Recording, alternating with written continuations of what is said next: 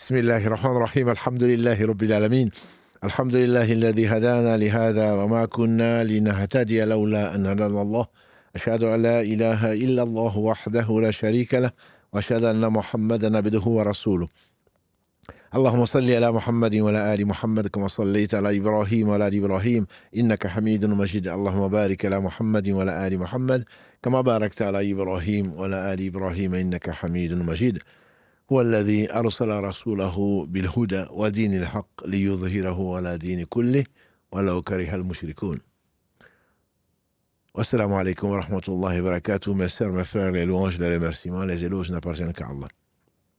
C'est lui qui a envoyé le meilleur des hommes à l'humanité entière afin de confirmer l'unicité d'Allah subhanahu wa ta'ala, afin de corriger ce que les gens ont pu inventer et dire sur son compte, lui qui se passe de tout, le parfait dans son essence, le parfait dans ses noms et attributs, le parfait dans tous ses actes, qui oscille entre sa bienveillance, sa bonté, sa miséricorde d'une part, et son omniscience et sa sagesse, qui sont les deux bases de sa justice. Nous le louons, nous revenons vers lui repentant.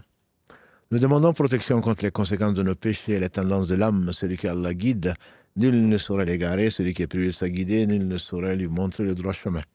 J'atteste donc qu'il est le seul digne d'adoration. J'atteste la véracité de l'exemplarité de la prophétie de Muhammad ibn Abdillah, envoyé comme miséricorde pour les univers, pour la création.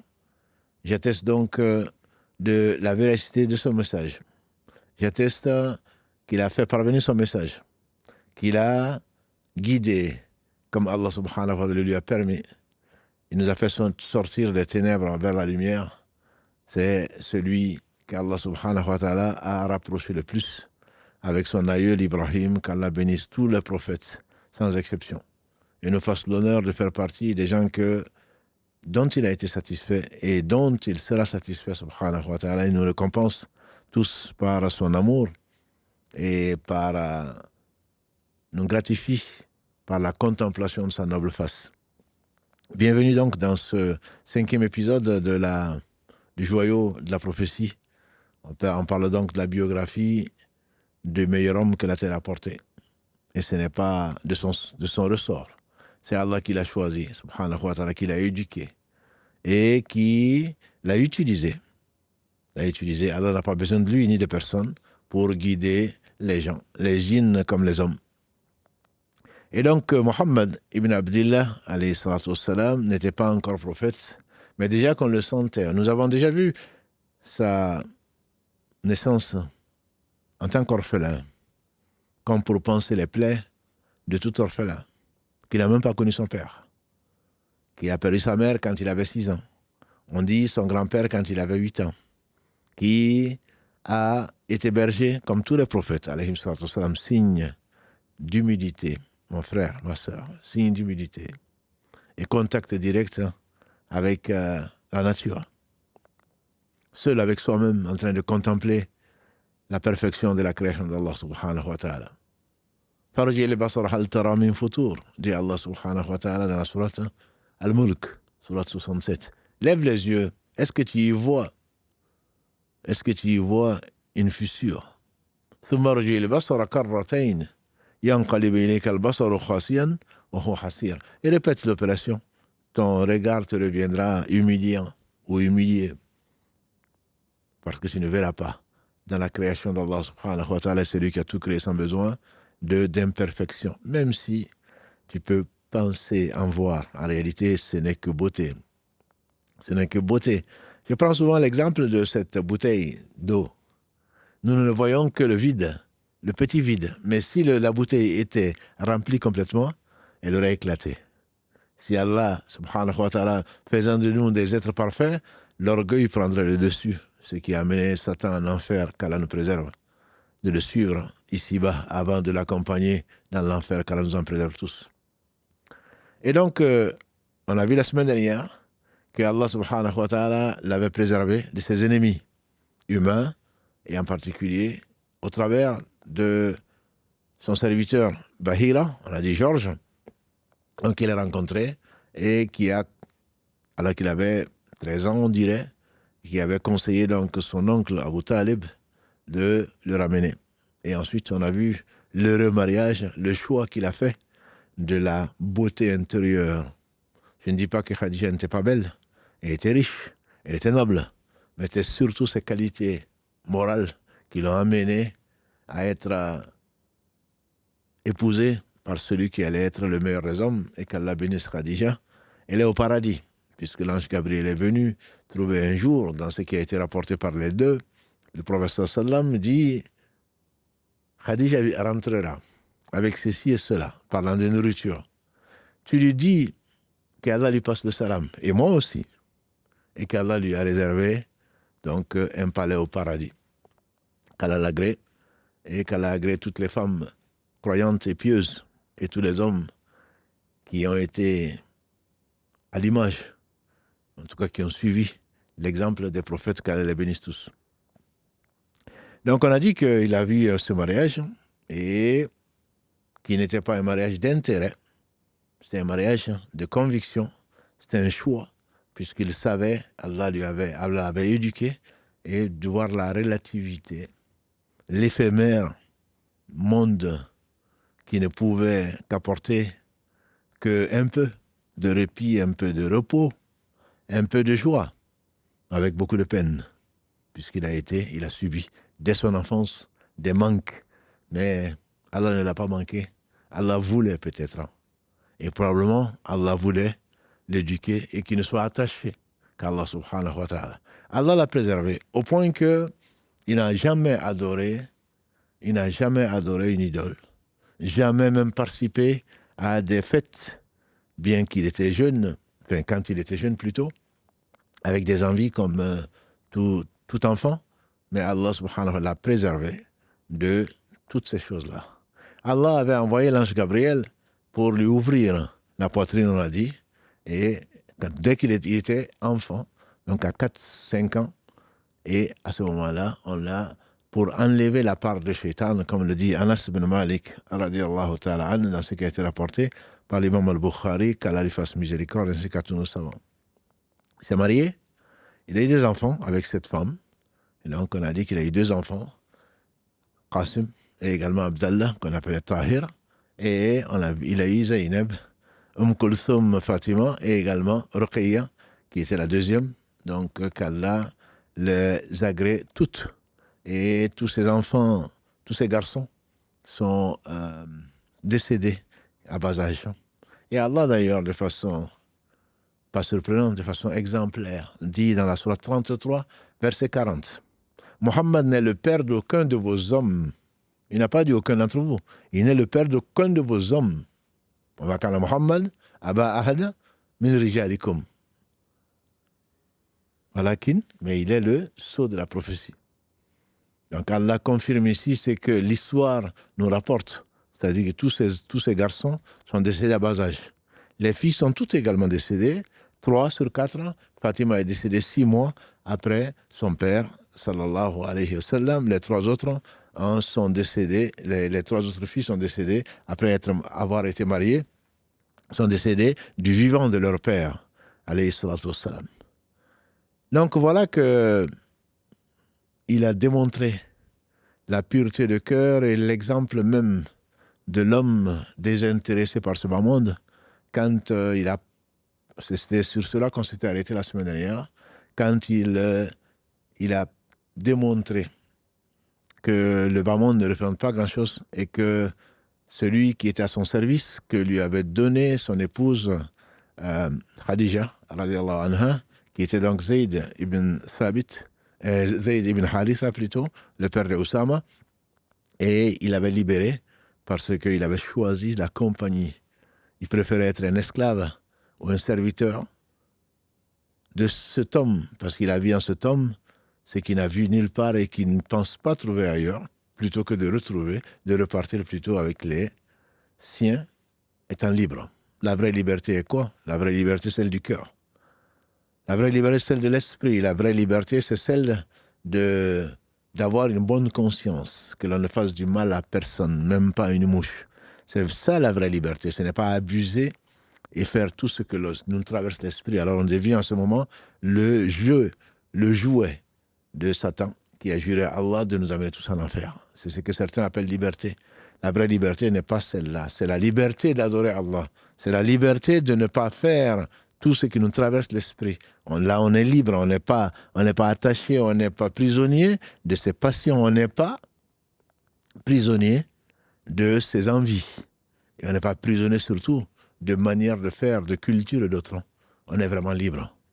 Et c'est ce que Allah subhanahu wa ta'ala a peut-être voulu faire dans l'éducation que nous avons vue, donc du prophète sallallahu alayhi wa sallam. Il a libéré Zaïd, et on l'appelait Zaïd Ibn Muhammad, qui ensuite, Allah, dans le début de la sourate plutôt 33, vient abolir cette pratique donc ancienne des Arabes. Aujourd'hui, donc, on va voir ce qu'on a appelé à l'ombre donc de la révélation prophétique, ou à l'ombre de la prophétie, l'ombre de la révélation divine et donc de la prophétie en réalité. Mohammed ibn Abdillah, alayhi salatu wassalam, on dit qu'il avait à peu près 35 ans. Il approchait l'âge mûr, comme Allah le qualifie dans le Coran, qui est de 40 ans. Il approchait l'âge mûr quand Allah a voulu qu'il y ait des intempéries. Comme aujourd'hui, on en voit par le monde, que ce soit aux États-Unis, que ce soit en Espagne cette semaine, que ce soit dans le Sahel ou ailleurs. On parle bien sûr de dérèglement climatique, ce qui est vrai, mais les intempéries étaient telles, des inondations étaient telles que la Kaaba avait été détruite. Et il n'y a pas de hasard. Elle a été détruite, qui est pourtant les Arabes considéraient. On a vu comment Allah a sauvé sa maison et protégé sa maison contre Abraha, le tyran, qui s'est pris pour ce qui n'était pas. Et les Arabes tenaient donc à cette maison, symbole de l'adoration d'Allah subhanahu wa ta'ala, même si ils avaient complètement nié en pratique le message de Ibrahim alayhi salatu wassalam, le fait d'adorer Allah seul sans rien lui associer. Cette maison était détruite, donc c'était un sacrilège, entre guillemets, mais comme ce n'était pas l'effet de quelqu'un d'autre que du Seigneur subhanahu wa ta'ala qui a envoyé une pluie ou des orages, une pluie diluvienne, donc la maison s'était écroulée. Alors les Arabes se sont cotisés pour rebâtir ou reconstruire donc la maison de leur père. On ne peut pas appeler père. Au moins Ismaïl, on a dit que c'était ceux qui habitaient à la Mecque, qui étaient plutôt des Arabes, donc de l'immigration. Donc il était sacré.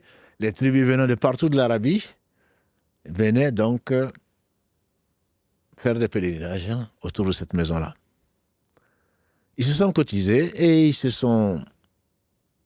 ont convenu de ne dépenser que ce qui était pur. Ils savaient bien entendu que l'impur, qui est dans le cœur de tout un chacun, que chacun d'entre nous voit, l'impur, ce qui n'est pas licite, l'illicite, est connu. Donc tout ce qu'ils avaient eu à partir de gains dont ils doutaient, ou des gains illicites, ils l'avaient mis de côté. C'était cotisé pour reconstruire donc la Kaaba, sur le fondement de Ibrahim et de Ismaïl alayhi salam. Le prophète alayhi salam, comme j'imagine les autres adultes en tout cas, ont participé à la reconstruction. Simplement, cette maison a été reconstruite, donc au travers de l'effort des uns et des autres. Chacun a participé autant qu'il pouvait.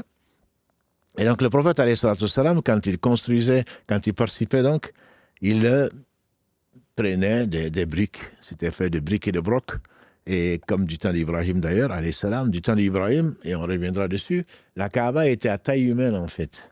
Aujourd'hui, quand on clique sur Internet, ou quand on va surtout voir cette maison sacrée, on se demande, je me dis que beaucoup d'entre vous se demandent, mais comment se fait-il qu'Ibrahim, alayhi salam, il n'y avait pas d'élévateur, comment est-ce qu'il est monté jusque-là pour construire tout ça? En réalité, ce n'était pas quand Ibrahim l'a construit, alayhi salam, et quand on voit surtout Maqam Ibrahim, donc où Allah a voulu nous laisser une trace donc du pied d'Ibrahim alayhi salam, quand son fils Ismaïl lui a donné une pierre pour monter, pour achever la construction. Comment est-ce qu'il est monté aussi haut? En fait, la Kaaba, j'imagine aujourd'hui, c'est 15 mètres. C'est 15 mètres de hauteur. C'est 10 mètres entre du côté de la pierre noire et du côté de la porte, c'est 12 mètres environ. Donc c'est presque un quadrilèdre. Et donc, comme si les quatre côtés étaient égaux, en fait, ils ne le sont pas en réalité. C'est 15, 10 et 12. Mais ça se ressemble. Donc c'est pour ça que ça donne cet aspect-là que l'on voit aujourd'hui encore. Et donc les mesures précises vous donnent cela, 15, 10 et 12. Et donc quand ils construisaient la maison, ça ce sont les Quraysh qui l'ont construit comme ça, alors que Ibrahim alayhi salam et son fils, donc c'était, on dit que c'est 6 coudées, si ma mémoire est bonne, donc c'était pas vraiment peut-être 6 mètres 50 au maximum. Et voilà donc que le prophète sallam, il avait son oncle Al-Abbas, que l'on connaît, c'est l'un des 10 fils donc d'Abdel Muttalib, qui travaillait avec lui, qui n'était pas âgé, ils avaient presque le même âge, et qui lui a dit protège-toi en mettant ton habit, en reprenant ton habit, le bas, et en le mettant sur ton épaule pour protéger ton épaule contre des agressions éventuelles des briques. C'est ce qu'il fit. Quand il a soulevé son habit pour le mettre sur son épaule, il est tombé, inconscient. Tombé inconscient, et quand il s'est relevé, mon habit, mon habit, mon habit. Hadith rapporté par, donc consigné plutôt dans l'authentique de Al-Bukhari, qu'Allah lui fasse miséricorde, d'après Jabir ibn Abdillah, qu'Allah l'agrée ainsi que son père. Et parce que Allah a voulu continuer son éducation, de telle façon que la pudeur, il était pudique, bien sûr, mais Allah a voulu que sa nudité ne soit vue par personne. Et donc, depuis ce jour, les gens ont commencé à se dire, effectivement, s'il est vraiment particulier, cet homme, qui n'expose absolument rien, qui est aussi pudique, comme le dit le hadith, qu'une femme, une jeune femme qui n'a jamais quitté le domicile conjugal. Il était très pudique, ça se voyait d'ailleurs.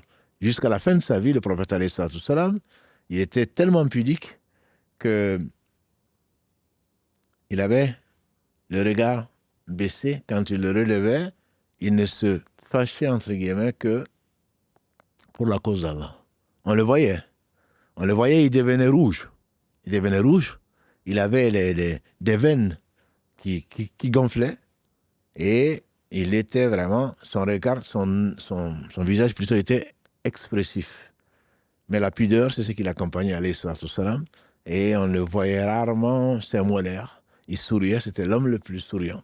Mais en même temps, ce n'était pas quelqu'un qui se mettait donc à rire, parce que le rire procède de l'insouciance. Comme il a dit, alayhi salam, si vous saviez ce que je sais, plus tard bien sûr, si vous saviez ce que je sais, vous pleurerez beaucoup et vous rirez peu. Le rire est plutôt signe donc d'oubli de soi-même, donc d'oubli de l'au-delà, et donc d'insouciance. Donc le prophète, alayhi salam, il n'était pas encore prophète, Muhammad ibn Abdillah, donc il a participé à la construction comme nombre donc d'Arabes de son temps.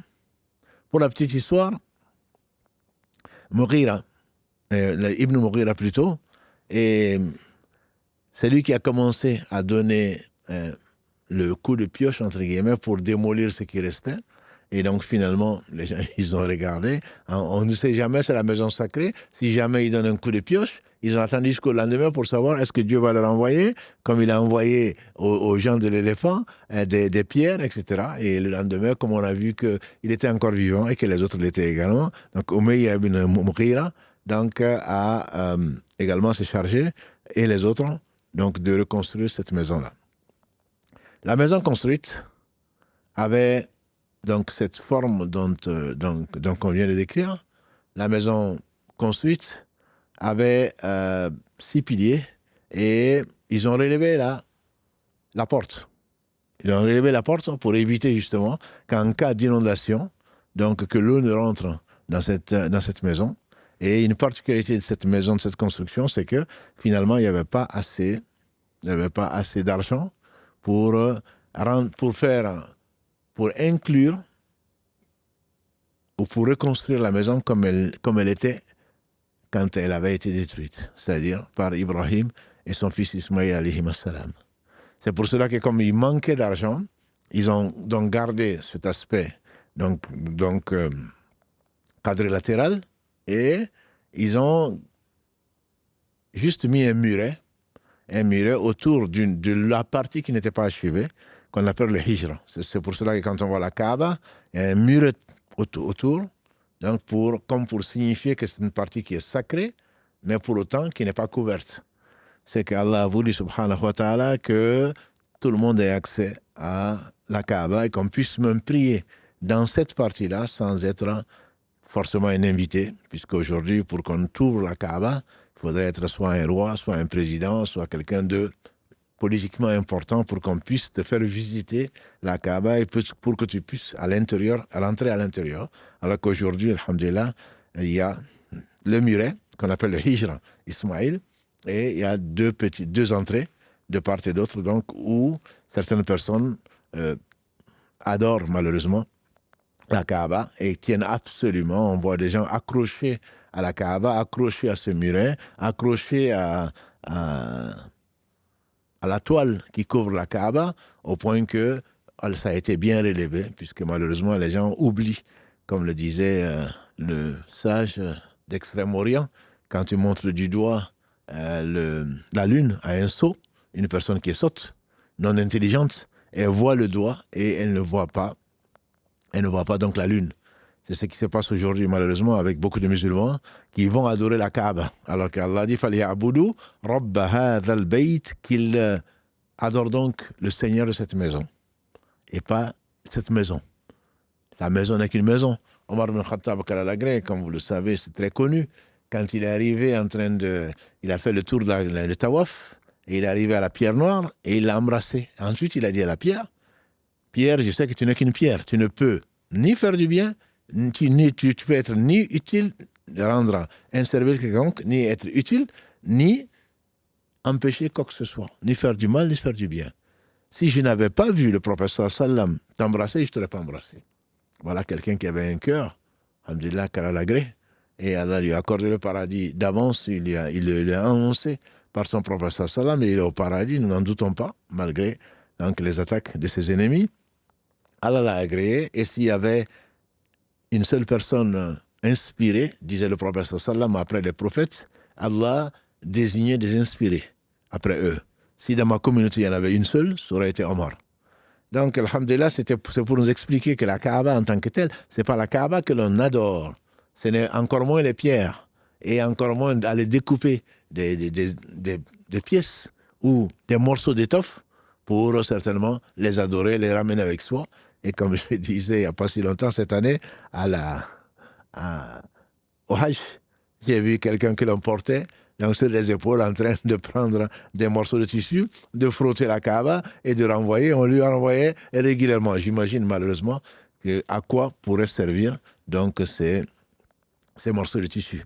Quand on va demander de mettre des notes carrément entre les briques de la Kaaba, comme pour demander à Dieu, il fallait envoyer. Donc là, on ne fait pas confiance à la poste, et encore moins à autre chose. On vient juste pour aller demander à la Kaaba quelque chose. Ça, bien sûr, c'est de l'association qu'Allah nous en préserve. C'est vraiment le péché pour celui qui meurt dans cet état.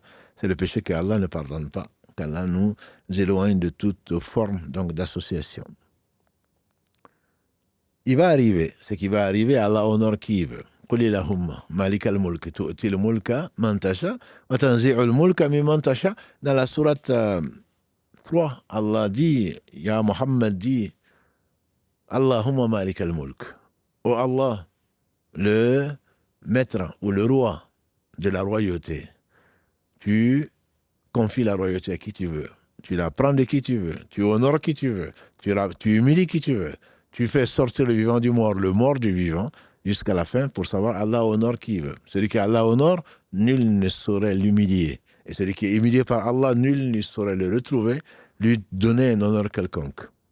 Bref, il est arrivé donc que la maison construite, avec donc cette petite partie qui est à l'extérieur, mais qui fait partie de la Kaaba originelle, il fallait remettre plutôt la pierre noire, qui était blanche, comme on a déjà répondu avec Mohammed Adda, qui était blanche, et que Allah a donné à Adam alayhi salam, et finalement le péché des humains l'a rendu noir, et j'y crois, puisque c'est un hadith qui est authentique. Et donc il fallait poser cette pierre donc noire dans cet endroit qui lui est destiné. Bien entendu, chaque groupe ethnique, chaque tribu voudrait être honoré, c'est moi le premier, c'est moi qui suis meilleur. Mes ancêtres sont, comme aujourd'hui, on le clame, malheureusement, même parmi les musulmans, de l'ostracisme. Nous, on est meilleurs qu'eux. Nous, on est des nobles. Quant à vous, vous êtes des castes, au point d'empêcher des unions, donc des mariages entre différentes familles, parce que on ne varie pas. C'est quelqu'un d'une caste comme s'il avait choisi. Et Omar ibn Khattab, encore une fois, on lui fait dire comment est-ce que vous allez rendre esclaves des gens que leurs mères ont mis au monde, donc libres. Ça n'a pas de sens. Et Allah dit, notamment dans le verset 13 de la sourate 49, Ya ayyuhan nasu inna khalaqnakum min dhakarin wa untha wa ja'alnakum shu'uban wa qaba'ila lita'arafu inna akramakum inda Allahi atqakum. Oh vous les gens, nous vous avons créé, c'est-à-dire lui seul, d'un homme et d'une femme, et nous vous avons repartis en tribus, en groupe humain, afin que vous vous entreconnaissiez. Le meilleur d'entre vous, c'est le plus pieux. Donc, le professeur sallam rajoutait, comme pour l'expliquer, pas de supériorité d'un arabe sur un non-arabe, ni d'un non-arabe sur un arabe, si ce n'est par la piété. Et la piété, elle est là. Donc, Allah seul sait qui est le plus pieux d'entre nous. Ce n'est certainement pas celui qui se prend pour le plus pieux. Priez pour nous, que donc l'orgueil ne rentre pas, c'est l'ennemi, c'est l'une des trois sources de tous les péchés qu'Allah nous en préserve. C'est cet orgueil qui a amené Satan à désobéir à Allah. Il n'a pas voulu se prosterner devant Adam, alors qu'on ne lui a pas demandé son avis. On a dit juste se prosterner, il a refusé. Moi je suis blanc, je suis noir, moi je suis ton mari, moi je suis ton père, moi je suis ta mère, et alors? C'est pas moi qui l'ai choisi, ni toi d'ailleurs. Donc c'est Allah qui l'a choisi, c'est une épreuve. Tout est épreuve dans la vie, et ce n'est pas parce que tu es meilleur que moi que je suis à ton service, entre guillemets, parce que je suis employé de maison, ce n'est pas, et je le dis encore à mes sœurs d'Afrique en particulier, c'est que les employés de maison sont injustement traités. Quand on voit comment ils traitent les bonnes, comme ils les appellent, on se dit, on ne croit pas au jour du jugement derrière. Est-ce que tu aimerais qu'on te traite comme ça? Est-ce que tu aimerais qu'on traite ton fils comme ça? Ou ta fille surtout comme ça? Ce sont des filles et des fils d'humains qui sont peut-être meilleurs que toi. Parce que tu leur payes quelques milliers de francs CFA, cela te donnerait le droit de les maltraiter, de les mépriser même, je dirais. Qu'Allah nous pardonne. Et pourtant, on peut penser de ces personnes-là, parce qu'Allah t'a favorisé avec un peu d'argent, que tu traites les autres comme si c'est toi qui les avais créés. Allah est le seul créateur et le seul Seigneur. Je reviens donc à cela quand les Arabes, les Quraysh, chacun voulait avoir cet honneur de mettre la pierre donc, dans son emplacement. Et ils ont discuté, on dit, des jours et des jours. Nous, on est meilleurs. Non, attention. Non, notre grand-père a fait. Non, mon aïeul est encore plus pur, etc., pendant des jours. Jusqu'à ce que Ibn Mughira, Umayya Ibn Mughira, a proposé quelque chose. Il a dit, écoutez, on ne va pas s'entretuer pour ça.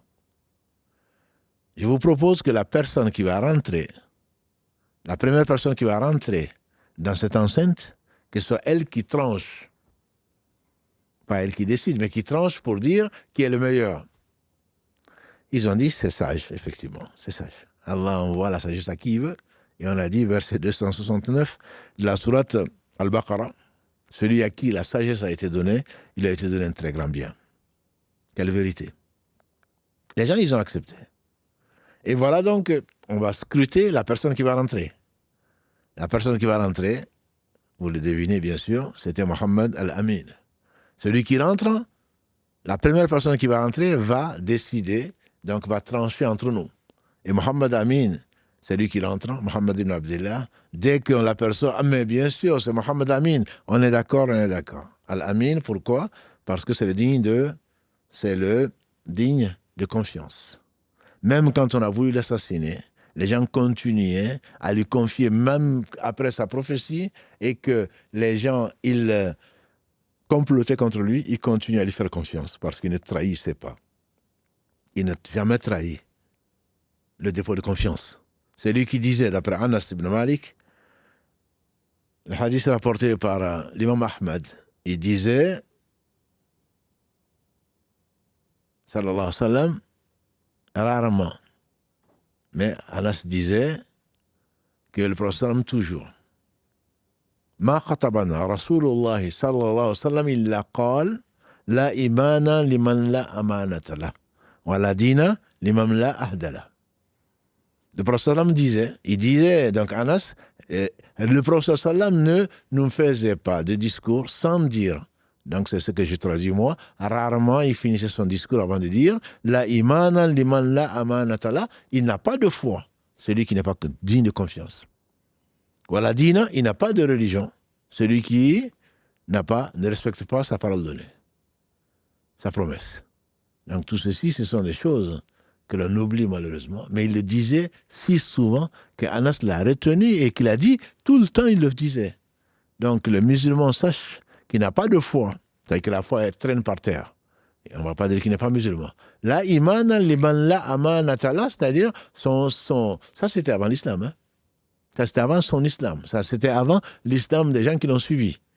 La imana liman la amanatala, il n'a pas de foi, celui qui ne respecte pas le dépôt de confiance. Et ce dépôt de confiance, c'est toute chose. C'est ce que tu as pris devant Allah subhanahu wa ta'ala, ton engagement. Verset 172 de la sourate 7. Quand Allah a pris l'engagement de la progéniture de Adam, en les faisant témoigner qui vous allez adorer, ils ont dit, on va t'adorer toi comme Seigneur. Donc, il n'a pas de foi, celui qui ne respecte pas le dépôt de confiance. Et le musulman ne trahit pas. Il ne trahit pas. Pour une raison ou pour une autre, il ne trahit pas. Il doit rendre ce qu'on lui a confié. Et donc, le prophète, il était Muhammad Amin, on le connaissait. Il était d'un caractère qu'Allah, comme vous le savez, dans la sourate 68, dans la sourate Al-Qalam, Nun wal Qalam wa ma yasturun, Allah subhanahu wa ta'ala dit wa innaka la'ala khuluqin azim. Et tu es certes pétri d'un caractère éminent. Donc ça c'était avant la révélation et après la révélation bien entendu qui vient confirmer ce que Allah subhanahu wa ta'ala nous affirme donc dans son noble livre. Et donc ils ont dit mais bien sûr, si c'est lui, pas besoin de discuter. Et qu'est-ce qu'il va faire? Une inspiration, comme le dirait quelqu'un d'autre. C'était pas une révélation. Ou alors, une révélation passive, c'était pas en tant que prophète. Une inspiration divine pleine de sagesse. Pour emprisonner les passions, pour que le cœur vienne utiliser la passion et la dominer, que ce soit le cœur et pas l'esprit. L'esprit, souvent, il est de clan. L'esprit est souvent partisan. Quant au cœur, il est ce morceau de chair, comme il le disait lui-même, sallallahu alayhi wa sallam, qui, quand il est sain, c'est tout le corps qui est sain. Et quand il est corrompu, c'est tout le corps qui est corrompu. Donc c'est ce cœur qu'il faut travailler. C'est ce cœur qu'Allah subhanahu wa ta'ala regarde. Donc c'est ce cœur qui se pose des questions sur les conséquences, ici-bas et dans l'au-delà, de ces gestes. Pas l'esprit de clan, non, moi je suis meilleur, moi je suis ceci, moi je suis cela, c'est l'esprit, ça c'est la philosophie, ça c'est ce que tu crois. Mais quant au cœur, il sait très bien, c'est ce que dit Moussa d'ailleurs, alayhi salatu wassalam, à Pharaon. Pharaon qui s'est pris pour Allah, Moussa lui dit, tu sais très bien au Pharaon que n'a envoyé ça que le Seigneur le monde. Ce cœur, si tu l'as, il te dicte la vérité. Même si souvent on la refuse. On la refuse. On sait très bien qu'elle est là, on la connaît. Et qu'Allah bénit celui qui disait Allahumma arina al-haqqa haqqan warzuqna ittiba'a. Oh Allah, fais-moi voir la vérité telle qu'elle est et permets-moi de la suivre. Nous sommes nombreux à connaître la vérité. Mais est-ce qu'on la suit? Et alors celui qui la suit pas tout en la connaissant fait partie des catégories de maghdubi alayhim, ceux qui ont encouru la colère d'Allah subhanahu wa ta'ala, contre laquelle nous demandons refuge au moins 17 fois par jour. La vérité, on peut la voir. Et combien on vit la vérité, et combien on voit la vérité, mais ne la suivent pas. Ce sont les gens qui ont encouru la colère d'Allah subhanahu wa ta'ala parmi les musulmans et les non-musulmans. Combien désobéissent à Allah tout en sachant que c'est une désobéissance. Et très certainement, c'est fait partie donc de ces défauts, ça fait partie de ces maladies de cœur qu'Allah subhanahu wa ta'ala nous préserve des conséquences de nos péchés. Muhammad Amin, ils étaient tous d'accord. Qu'est-ce qu'Allah va l'inspirer? Il va juger par son cœur et non par son esprit. Il appartient aux Banu Hashim. Aux Banu Hashim qui sont des Quraysh, qui sont des Arabes d'immigration. Et donc, on dira, forcément, c'est nous les meilleurs. C'est nous les meilleurs. Et donc, je vais donner les meilleurs ici. D'ailleurs, Abdel Muttalib, si vous vous en souvenez, il a fait un rêve 3 fois, si vous vous en souvenez. Allah lui a fait montrer 3 fois l'endroit où le puits Zemzem était caché. Et donc, le fait, l'eau lui appartenait. C'était le deuxième épisode, si vous voulez le réviser. L'eau lui appartenait. L'eau lui appartenait, et donc ils étaient respectés. On a vu également quand Abraha est venu demander qui est le chef de la Mecque, il n'en avait pas. Ils ont tous désigné cet homme charismatique qui était Abdel Muttalib, qui fut le grand-père de Mohammed sallallahu alayhi wa sallam. Mohammed alayhi wa sallam aurait pu dire, c'est nous. Moi, je suis le descendant d'Abdallah, qui lui-même est descendant d'Abdel Muttalib, que vous connaissez, qui était le plus noble de la Mecque. Eh bien non. Allah l'a inspiré. Et il a dit, prenez une étoffe, ou prenez un habit, que chacune des tribus, chaque représentant de chacune des tribus, tienne un bout. Et il a pris la pierre, il a mise au milieu, et donc ils ont tous soulevé la toile, comme pour dire ils sont tous égaux. Et arrivé là, qui va mettre la pierre? Vous connaissez, il n'y a pas de suspense. C'est lui-même qui va prendre cette pierre et qui va la mettre. Et ainsi, comme son futur rôle de prophète va l'imposer, c'est de réunir les cœurs. Ce n'est pas les déchirer. Ce n'est pas se réclamer d'un pays ou d'un autre quand on voit aujourd'hui et qu'on redoute les conséquences des matchs entre des pays musulmans. C'est vraiment une catastrophe. S'accrocher et dire, fuyez cette abomination, entre guillemets, qui est le partisanat. Le fait que moi je suis tel clan, moi je suis tel ceci, c'est ce qui va te voiler le cœur et qui va te faire agir dans l'injustice. Qu'Allah nous en préserve.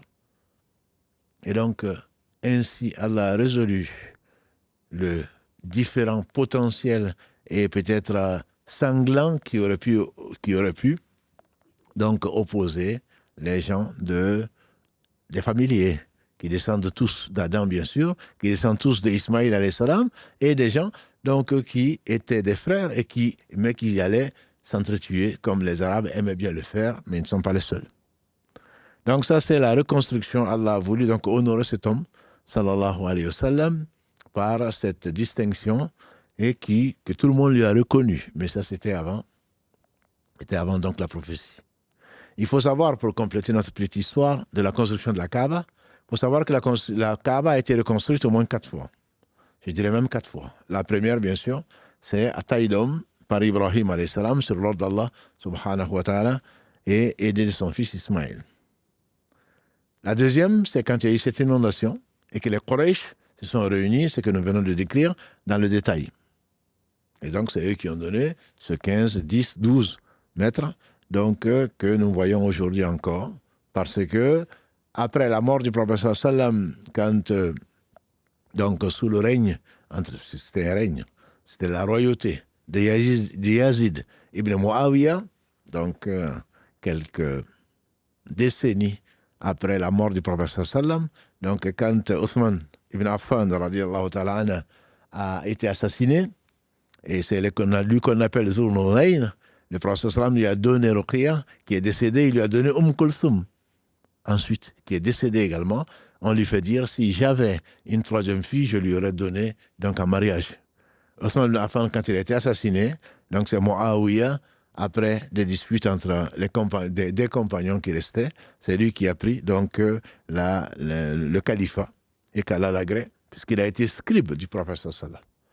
Kul bani Adam khata. Chaque personne, chaque fils d'Adam est soumis à l'erreur. Les meilleurs d'entre eux, c'est ceux qui reviennent vers Allah repentant. Et donc les compagnons du prophète sallam, on ne parle pas de leurs différends, on prie pour eux et qu'Allah les agrée.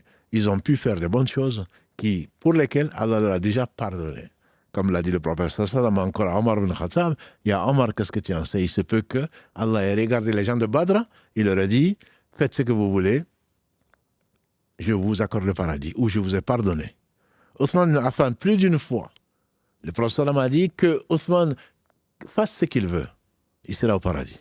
Cela n'a pas empêché qu'il ait été particulièrement éprouvé, notamment en tant que troisième calife donc, de l'islam, qu'il a été assassiné, mais c'est par lui c'est par lui qu'Allah a voulu nous conserver le Coran, par exemple. Ceci suffit comme honneur. Ceci suffit comme honneur. Le Coran qu'Allah a réservé, qu'Allah a préservé, comme il a promis, verset 9 de la sourate 15, « Inna nahnu nazzalna dhikra wa inna lahu lahafidhun » C'est nous qui avons fait descendre le rappel, ici le Coran, c'est nous qui nous chargeons de le préserver. Comment Allah l'a préservé, entre autres, au travers des efforts de Omar qui est venu suggérer à Abu Bakr de l'écrire. Ensuite, ce premier mushaf est resté chez la fille et chez Abu Bakr. Ensuite, à sa mort chez Omar, à la mort de Omar, Omar l'a laissé à sa fille Hafsa, et donc Othman l'a emprunté pour le faire retranscrire et l'envoyer, donc on dit en 7 exemplaires ou moins, donc dans différentes contrées du nord, du sud, de l'est ou de l'ouest de la terre pour servir donc de référence et ainsi nous conserver ce qu'Allah subhanahu wa ta'ala a voulu préserver comme il a promis.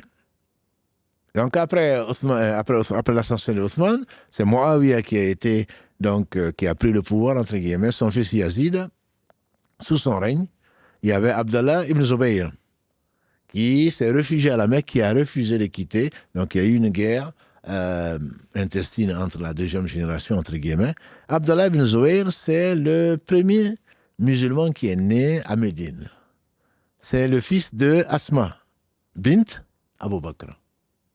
Parce qu'il a été, le bruit a couru que les muhajirines, ceux qui ont fui vers Allah en abandonnant biens et immeubles, ils ont tout abandonné pour Allah, pour aller à Médine. Et le bruit a couru qu'ils ont été en gros ensorcelés, qu'ils n'auraient pas d'enfants.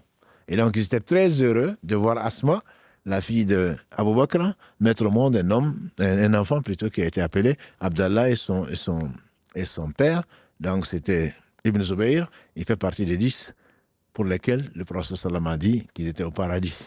Donc Ibn Zubayr, Abdallah, donc il était le fils de Zubayr, et donc Ibn Awam, comme Abu Bakr au paradis, Omar au paradis, Othman au paradis, Ali au paradis.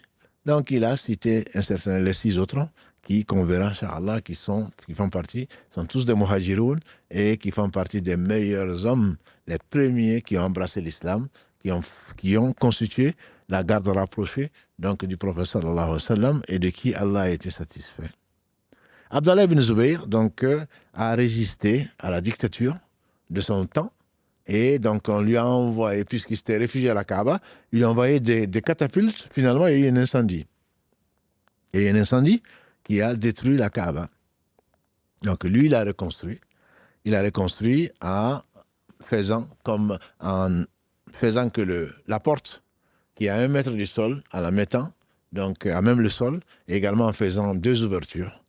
2 ouvertures sur la base de quoi? Du hadith donc de sa tante Aïcha, radiallahu ta'ala anha, qui a rapporté que le prophète sallam a dit « Ya Aïcha, si je ne craignais la réaction de ton peuple qui vient de sortir récemment de la jahiliya, de l'ignorance, de la période de l'ignorance, qui vient de rentrer juste dans l'islam, j'aurais cassé la Kaaba, je l'aurais reconstruite sur le modèle d'Ibrahim alayhi salatu salam. C'est-à-dire, et j'aurais fait 2 portes, à l'est et à l'ouest, et j'aurais mis plutôt la porte à même le sol. Et donc, Abdallah bin Zubayr a reconstruit la Kaaba avec donc ces deux portes, et également donc sans escabeau entre guillemets pour entrer dans la Kaaba à même le sol. Et également donc sous le règne donc d'Abdel Malik ibn Marwan, donc qui a été un calife de l'islam un peu plus tard, la Kaaba a été encore reconstruite. Donc Abdallah a mis le hijra. Il dit, le prophète a dit, donc je l'aurais reconstruite en faisant 2 portes comme Ibrahim l'a fait, en mettant la porte à même le sol et en incluant le hijra, dont on a parlé, que les Quraysh n'ont pas pu inclure grâce à Allah subhanahu wa ta'ala à cause de leur pauvreté, parce qu'ils n'avaient pas assez d'argent halal. Donc Abdallah a suivi ce hadith-là, il l'a fait. Donc sous le règne d'Abd al-Malik ibn Marwan, ils ont reconstruit la Kaaba en la faisant comme nous la voyons aujourd'hui. C'est cette dernière, quatrième version, entre guillemets, construction, que nous voyons aujourd'hui et que l'on comprenne. Donc c'est parce qu'Ibrahim, alayhi salatu wassalam, ne l'avait pas fait en tout cas dans ces proportions gigantesques et énormes, et combien impressionnantes qu'Allah a voulu. Et donc finalement, il a gardé le hijra à l'extérieur, il a reconstruit comme les Quraysh l'avaient fait, et ceux qui sont venus après, malgré leurs bonnes intentions, n'ont pas voulu reconstruire en incluant le hijra, en appliquant le hadith par sagesse. L'un d'eux disait, si je le faisais en incluant le hijra à cause du hadith, en faisant deux portes, mes successeurs viendront, chacun va vouloir laisser sa marque, entre guillemets, et donc mieux vaut le laisser comme ça, et malgré la bonne intention. Et le prophète a dit, si je ne craignais. Et donc effectivement, c'est le fait de l'avoir fait, Abdallah ibn Zubayr, qu'Allah lui fasse miséricorde, donc un épigone, qu'Allah le récompense par le meilleur, et celui qui a, sous le règne donc d'Abd al-Malik ibn Marwan, qui l'a reconstruit sous cette forme-là, est revenu à ce que le prophète avait laissé et pas ce qu'il souhaitait faire, par sagesse encore, qu'Allah les récompense de toute façon pour leur bonne intention, même si l'un et l'autre ont pu se tromper.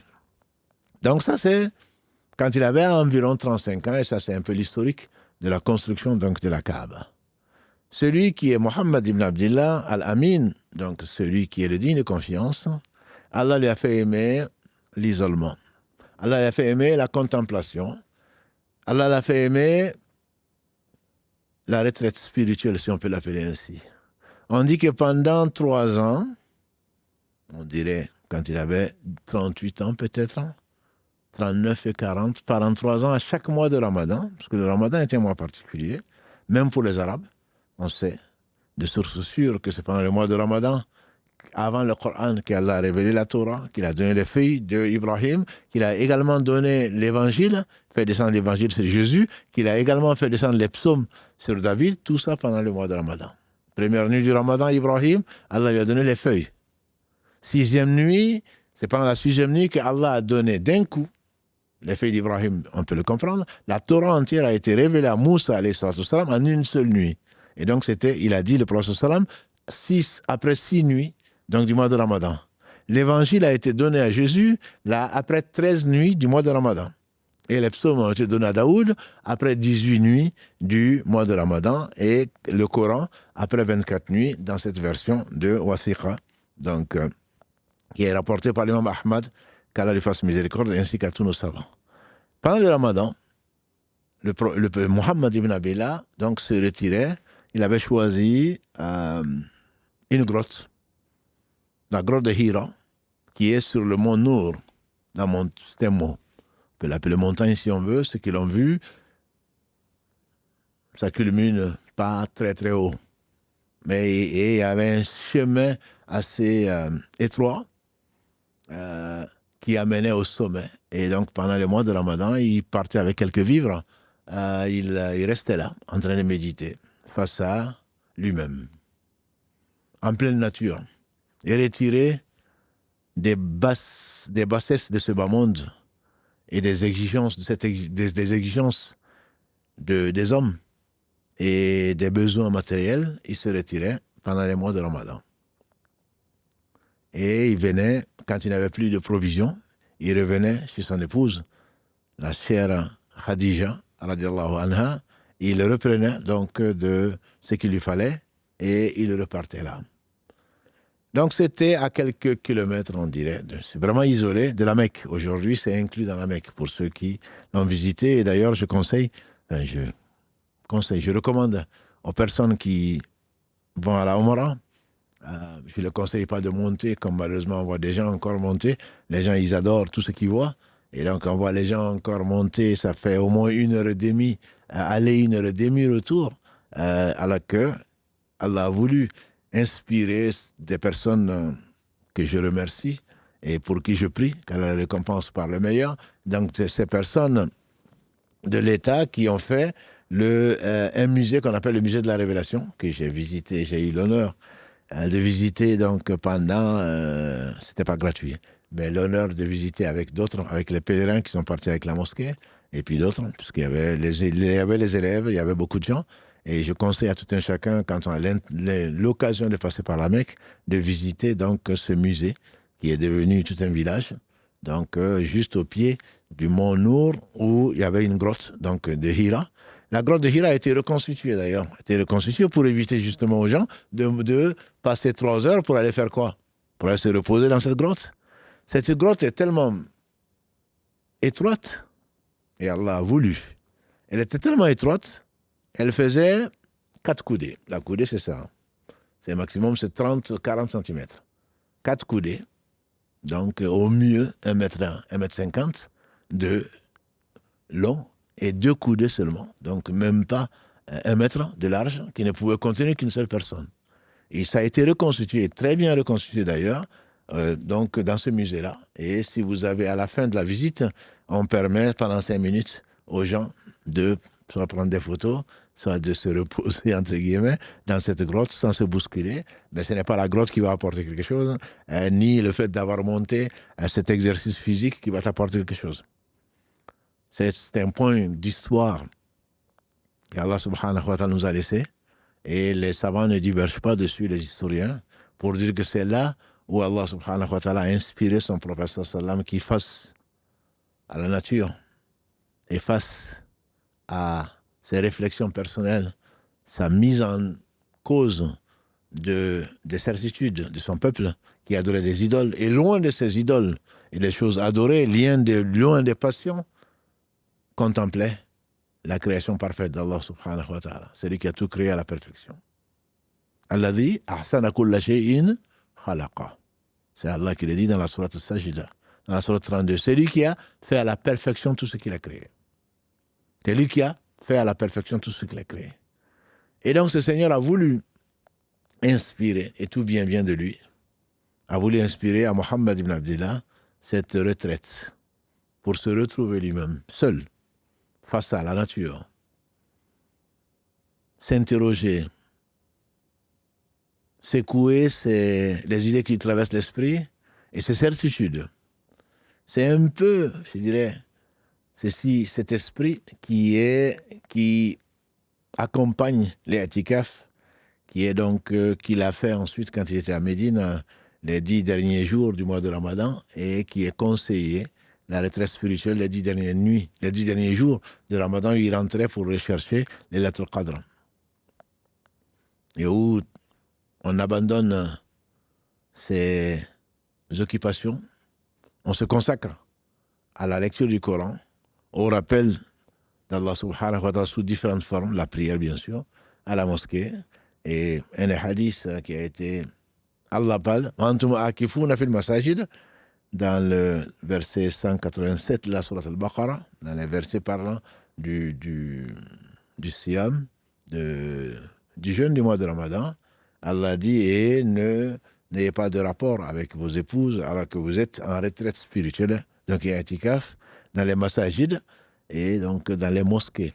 Donc l'avis majoritaire des savants, c'est que on peut faire l'i'tikaf dans toute mosquée, où on peut faire la prière du vendredi. Mais l'imam Albani, quand il fasse miséricorde, rapporte un hadith où le prophète sallam dit, on ne doit faire l'i'tikaf, cette retraite spirituelle, que dans les 3 mosquées. On entend la Kaaba, la mosquée du prophète sallam et celle de Jérusalem. Voilà. Mais bon, c'est juste une information. L'avis majoritaire est qu'on peut la faire dans n'importe quelle mosquée. C'est de se retrouver, c'est pas rester sur les réseaux sociaux dans la mosquée, comme on le voit malheureusement aujourd'hui. On s'ennuie plus, hein. On clique sur Google, et puis voilà, on correspond avec, même en visio, avec sa famille. Non, c'est avec sa famille, avec ses amis, et je ne parle pas des mails, et je ne parle pas des... Non, l'i'tikaf, c'est un peu à l'est de cette retraite. Se couper même des réseaux sociaux, se couper du monde.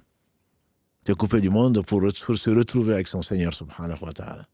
On était parmi les gens, et là maintenant, on se retrouve soi-même, et on se retrouve avec les commandements d'Allah subhanahu wa ta'ala. On révise ce qui a fait le plus beau cadeau peut-être qu'Allah ait fait à cette humanité, à ces gens, et à ces djinns, et à ces hommes, c'est la révélation du Coran.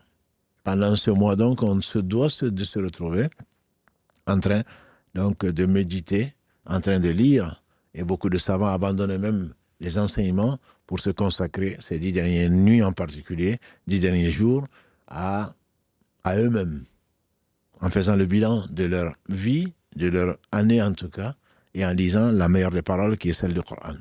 Ce n'était qu'une parenthèse pour revenir donc, le prophète alayhi salam, Allah lui a fait aimer donc cette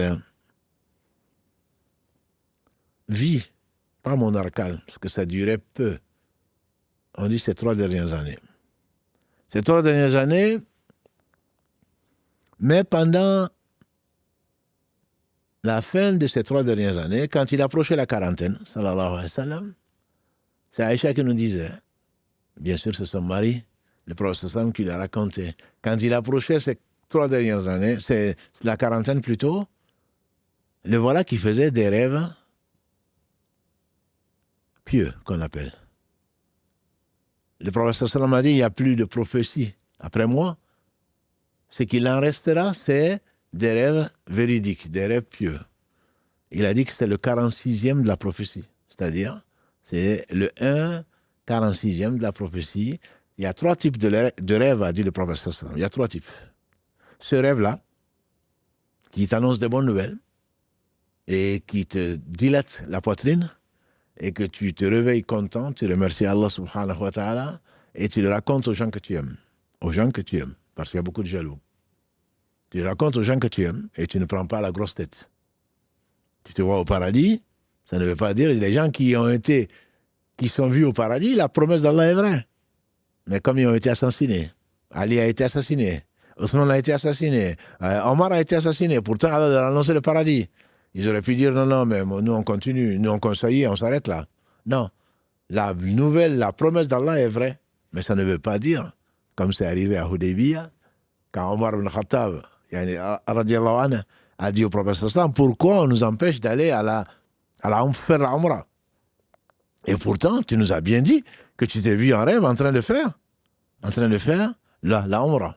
Le prophète sallam a dit oui, certainement. Allah dit vrai. Est-ce que je t'ai dit cette année? Alors qu'ils étaient à 2 pas de la Umrah et que les Quraysh, injustement, les ont empêchés de rentrer. Donc tu as fait un rêve. Allah t'a annoncé la bonne nouvelle. Ça ne veut pas dire que c'est demain. Ça ne veut pas dire que tu n'auras plus le problème. J'en parle surtout à ceux qui disent « J'ai rêvé du prophète sallam ». Alhamdulillah, c'est une faveur d'Allah sur toi. Mais ça ne veut pas dire qu'à partir de ce moment, ton paradis est garanti. Je ne dis pas qu'il n'est pas garanti. Il est probablement garanti par Allah, mais peut-être que tu passeras par l'enfer. Peut-être que tu passeras par le châtiment de la tombe. Allah dit vrai. Allah dit vrai. Mais ça ne veut pas dire que ça va être tout de suite. Et donc, le rêve véridique, pour revenir à notre sujet, c'est un 46e de la prophétie. Le prophète sallam, bien sûr, n'attendait pas la révélation. On revient encore au stade, au fameux hadith rapporté par l'imam al-Bukhari d'Abu Sufyan, quand il a demandé à Abu Sufyan, quand Héraclius lui a demandé, l'empereur de Byzance de l'époque, est-ce que c'est quelqu'un qui vient d'une famille où il y a eu de la révélation? Il a dit non. Et ensuite, il lui a répondu, après les 11 questions, je me disais bien, s'il venait d'une famille où il y a eu de la révélation, ou quelqu'un qui a prétendu qu'il était prophète, je me dirais, c'est quelqu'un qui est en train d'essayer de retrouver l'honneur d'antan de ses ancêtres. Non. S'il y a un ancêtre qui a eu de la révélation, ça remonte jusqu'à Ismaïl. Et personne, à ma connaissance, depuis Ismaïl, pouvait réclamer parmi les Quraysh qu'il avait reçu quelque chose. Ce n'était pas comme les Banu Israël. Le prophète sallam a dit, les Banu Israël, chaque fois qu'un prophète mourait, Allah désignait un autre prophète. Et on peut trouver entre autres cette histoire dans la sourate al-Baqarah. Ce qui est devenu finalement, Allah a donné la prophétie et la sagesse à Daoud, puis à Suleiman, etc., jusqu'à Jésus, alayhim salatu wassalam. Donc ce n'était pas les Arabes, ce n'était pas comme ça. Il y a eu les premiers Arabes qui ont disparu, les Had, les Thamoud, dont on a parlé, ce sont les Arabes donc d'origine, si on peut l'appeler ainsi. Et donc là, le prophète ne s'attendait absolument pas à ça, mais Allah lui a fait aimer l'isolement, la méditation, etc. Et donc c'est pendant un de ces mois de Ramadan que l'incroyable, entre guillemets, est arrivé. Alors qu'il était donc dans cette grotte en train de méditer, qu'est apparue une lumière, est apparu ce qu'il a embrassé, qu'il a surpris et qu'il a oppressé, on dirait même, qu'il a serré très fort en disant Iqra. Iqra, lis. Il a dit Wa ma ana biqari'. Je ne sais pas lire. Tu me demandes de lire, je ne sais pas lire. Il a relâché, il l'a repris à nouveau, il l'a pressé au point qu'il pensait que son souffle allait être coupé. Il dit Iqra. Il dit Je ne suis pas. C'est pas un menteur. Il n'a jamais menti à quelqu'un. Et je ne sais pas à celui-là qui va mentir sous le coup de la pression. Il dit Moi, wa ma ana biqari'. Je ne suis pas partie des gens qui savaient lire. La troisième fois, il l'a oppressé. Là, il pensait vraiment que c'était la fin de sa vie. Et il a dit Iqra. Bismi rabbika alladhi khalaq. خلق الإنسان من علق اقرأ وربك الأكرم الذي علم بالقلم علم الإنسان ما لم يعلم. Versets 1 et 5, la sourate 96. Lis donc. Iqra, lis au nom de ton Seigneur. Iqra bismi rabbika alladhi khalaq. Ton Seigneur qui a créé. C'est l'un donc de ses attributs. C'est le seul créateur subhanahu wa ta'ala, comme il l'affirme à maintes endroits du Coran. Et que même les polythéistes le savaient. Voilà, in sa'altahum man khalaqa as-samawati wal ard, la yaquluna Allah. Si tu leur demandes à ces polythéistes qui a créé les cieux et la terre, bien qu'ils adorent autre chose, ils diront que c'est Allah. Iqra bismi rabbika alladhi khalaq. Khalaqa al-insana min alaq, il a créé l'homme à partir d'une adhérence. Khalaqa al-insana min alaq. Iqra, lis. Wa rabbuka al-akram, il est le plus généreux, ton Seigneur. Alladhi allama bil qalam, il a enseigné au moyen de la plume. Allama al-insana, il a enseigné à l'homme ce qu'il ne savait pas. Ma lam ya'lam, et il est parti. On peut imaginer le choc psychologique, on dirait aujourd'hui. On peut imaginer l'expérience unique. On peut imaginer la grande responsabilité qui lui est tombée dessus, sallallahu alayhi wa sallam. Bien entendu, il a interrompu sa retraite. Il a interrompu sa retraite pour courir vers celle qu'il attendait, mais qui n'attendait pas, d'être l'épouse d'un prophète et qui est venue là le consoler, qui lui dit, puisqu'il est arrivé, il a dit, je crains d'être possédé. J'ai vu, voilà ce que j'ai vu, je crains d'être possédé. Il est presque 1h, on ne va pas s'arrêter là, mais juste tirer quelques leçons avant de continuer, Inch'Allah, la semaine prochaine, puisque le temps passe et que vous avez peut-être des questions que vous faites passer donc, pour par les différents canaux que Mohamed Adjan va choisir et poser. Iqra bismi rabbika alladhi khalaq. Lis au nom de son Seigneur qui a créé. Et donc Allah se révèle à cet homme, et donc c'est le premier verset qui a été révélé pour la quasi-totalité des savants de l'islam. C'est les premiers versets qui ont été révélés. Certains disent que c'est les versets 1 à 4 ans de la sourate al-Muddathir, mais on reviendra, Inch'Allah, dessus. La sourate al-Muddathir, c'est la 74, celui qui est recouvert d'un manteau ou d'une couverture. Et ce sont ces premiers versets qui ont été révélés, lis au nom de ton Seigneur qui a créé. Là, on parle de quoi? On parle d'une science de quelqu'un qui ne savait ni lire ni écrire. Lis. Allah affirme dans la sourate l'araignée, Al-Ankabut, la sourate numéro 29, verset 48. Et auparavant, tu ne savais ni écrire ni lire. Sinon, les gens qui les détracteurs t'auraient certainement traité de ce que tu n'es pas. Il ne savait ni lire ni écrire. Et l'ange vient lui dire d'écrire. On dit donc c'est l'importance de la science. Allah annonce dès le départ que la science est importante. C'est par la science qu'Allah a honoré Adam alayhi salam. C'est la science que Allah, par la science qu'il a honoré que les anges ont reçu l'ordre de se prosterner au début du livre. À partir du verset 30, et là particulièrement, Allah a ordonné dans le verset 34 aux anges de se prosterner devant Adam parce que Allah a enseigné à Adam ce que les anges ne connaissaient pas, le nom de toutes choses. C'est par cette science qu'Allah élève qui il veut, comme il est dit dans la sourate 58 al-Mujadala, verset 11. amanu. Allah élève donc les hommes et qui ont de la science, darajat, des degrés. Et Allah dit subhanahu wa ta'ala dans le verset 9 de la surah 39, قل هل يستوي الذين آمنوا قل هل يستوي الذين يعلمون والذين لا يعلمون إنما يتذكر أولو الألباب. Allah dit dans la sourate Az-Zumar, dis-leur, ya Muhammad, est-ce qu'ils sont égaux, ceux qui savent et ceux qui ne savent pas. Et Allah dit dans la sourate 35, verset 28, Innama yakhshallaha min ibadihi al-ulama. En réalité, ne craignent vraiment Allah que les savants. Cette science, Allah la donne pas forcément parce qu'on sait lire ou pas, mais cette science, et le prophète sallam nous a dit, Man yuridu Allahu bihi khayra yufaqihu fi din. Celui à qui Allah veut du bien, il lui fait comprendre sa religion. C'est de cette science dont on parle. Il ne s'agit pas de ceux qui ont eu le prix Nobel ou qui l'auront, il ne s'agit pas de ça. Bien que ce soit une science, bien que ce soit important. Mais c'est pour inviter avant toute chose les musulmans à apprendre. Et c'est la plus grande miséricorde qu'Allah a fait descendre dans ce monde pour faire de cet homme là une miséricorde pour les univers. Pas seulement pour les hommes, pas seulement pour les djinns. Cette science reste ce qu'elle est. Ce n'est pas une prétention. C'est une compréhension profonde qui t'amène à quoi? Innama yakhshallaha min ibadihi al-ulama. Ne craignez vraiment Allah. Donc ça va t'amener à la piété, à être exemplaire, à être le meilleur de toi-même. Il ne dit pas le meilleur de la société, mais le meilleur de toi-même. De maîtriser tes passions, de donner tout ce qui t'a été prêté, parce qu'un jour, tu auras à rendre compte. Parce que si tu ne le donnes pas, Allah va te le prendre un jour avec la mort ou avec autre chose. Tu vas perdre tes biens, tu vas perdre ta santé, tu vas perdre ce que tu chéris le plus, et Allah va le confier à d'autres. Donc c'est cette science qui est accompagnée de bonnes œuvres qui te servira. Et l'autre chose que l'on apprend, c'est Allah dit Iqra wa rabbuka al-akram alladhi Iqra bismi rabbika alladhi khalaqa al-insana min alaq. Tu n'es rien d'autre que ce que Allah a voulu.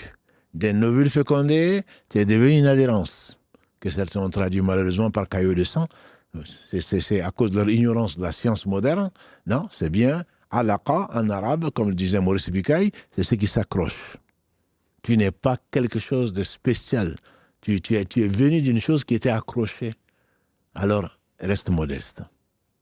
Reste modeste. Tu ne viens pas de je ne sais nulle part. Tu ne viens pas du ciel. Tu n'es pas tombé du ciel.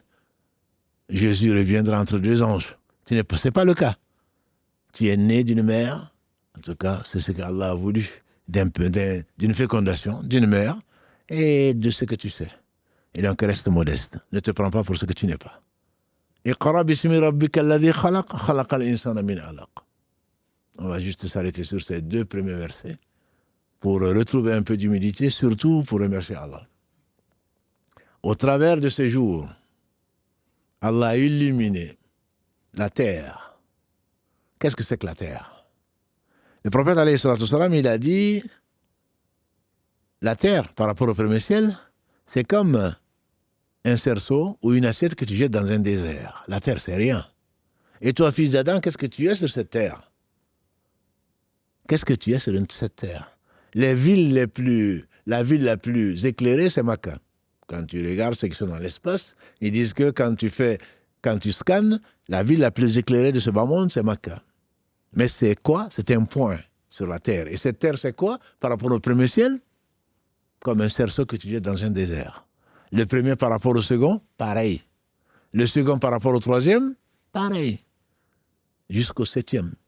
Et qu'est-ce que c'est par rapport au trône d'Allah subhanahu wa ta'ala? Pas grand-chose. Et donc, reviens sur terre. Reviens les pieds sur terre. Tu n'es pas grand-chose. Mon frère, ma soeur, tu n'es pas grand-chose. Mais Allah subhanahu wa ta'ala, au-dessus de sa création, a voulu honorer le fils d'Adam en choisissant l'un d'entre nous et en lui envoyant ce qu'il lui a envoyé comme guidé, sans laquelle nous sommes tous perdus. Donc c'est le don le plus extraordinaire qu'Allah t'a fait. Et tu comprendras mieux alors pourquoi. Cette révélation représente la première révélation du Coran. Et donc Allah subhanahu wa ta'ala a voulu que ce soit fait pendant le mois de Ramadan, dans la dernière décade du mois de Ramadan. Et tu comprends mieux pourquoi Allah te dit, dans le verset 185 de la sourate Al-Baqarah, Shaharu Ramadan alladhi unzila fihi al-Qur'an, hudan linas wa bayyinatin min al-huda wal-furqan. C'est pendant le mois de Ramadan qu'Allah a révélé le Coran comme guide pour les gens et critère de distinction entre le bien et le mal. Il n'y a pas mieux. Si tu as compris tout cela, tu rendras grâce à Allah subhanahu wa ta'ala, tu deviendras très modeste et tu ne sauras jamais remercier Allah comme il se doit. Parce que sans cette guidée, tu es perdu dans ce bas monde et dans l'au-delà. Et donc Allah subhanahu wa ta'ala soit loué. Il est le seul digne d'adoration. Sa miséricorde est infinie, et notamment ses bienfaits. Tout bienfait qui vous arrive, on a cessé de répéter ce verset 78 de la sourate et du verset 53 de la sourate 16. Et dans le 78, Allah rappelle Wallahu akhrajakum min butuni ummahatikum la ta'lamuna shay'a. Et on va revenir là. Allah dit dans le verset 78 de la sourate 16, c'est Allah qui vous a fait sortir des ventres de vos mères, vous ne saviez rien. Et Allah vous a donné oui, vue et le cœur. Peut-être que vous serez reconnaissant. Et donc cette reconnaissance est le droit d'Allah subhanahu wa ta'ala. La reconnaissance au travers de l'adoration d'Allah subhanahu wa ta'ala. Qui es-tu, fils d'Adam, pour mériter cette miséricorde d'Allah subhanahu wa ta'ala, cette guidée, toi qui n'étais même pas une chose qui était mentionnée. Verset 1 de la sourate 76. Un temps n'est-il pas venu où l'homme n'était même pas mentionnable. Il n'existait pas. Allah t'a tiré du néant. Allah t'a créé comme il te l'a raconté. Et aujourd'hui, tu te prends pour ce que tu n'es pas.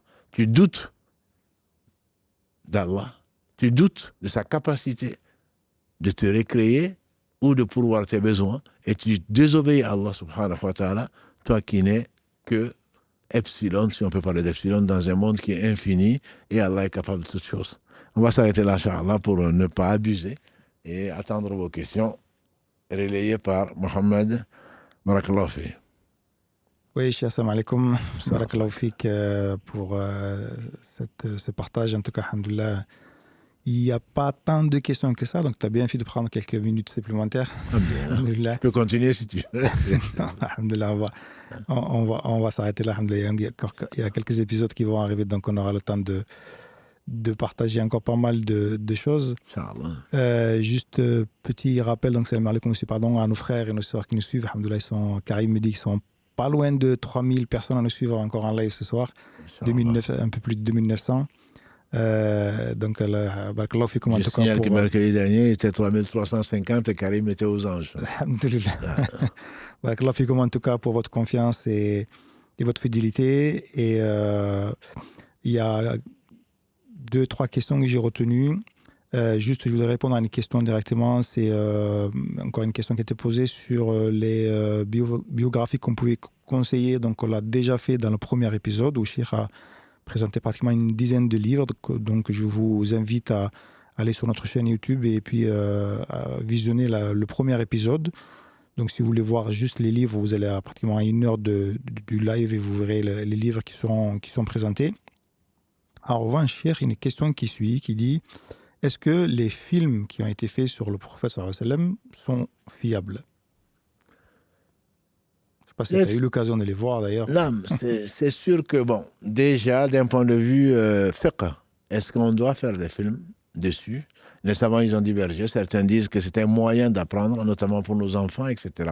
Et c'est eux-mêmes qui permettent notamment les dessins animés. D'autres disent non, c'est interdit.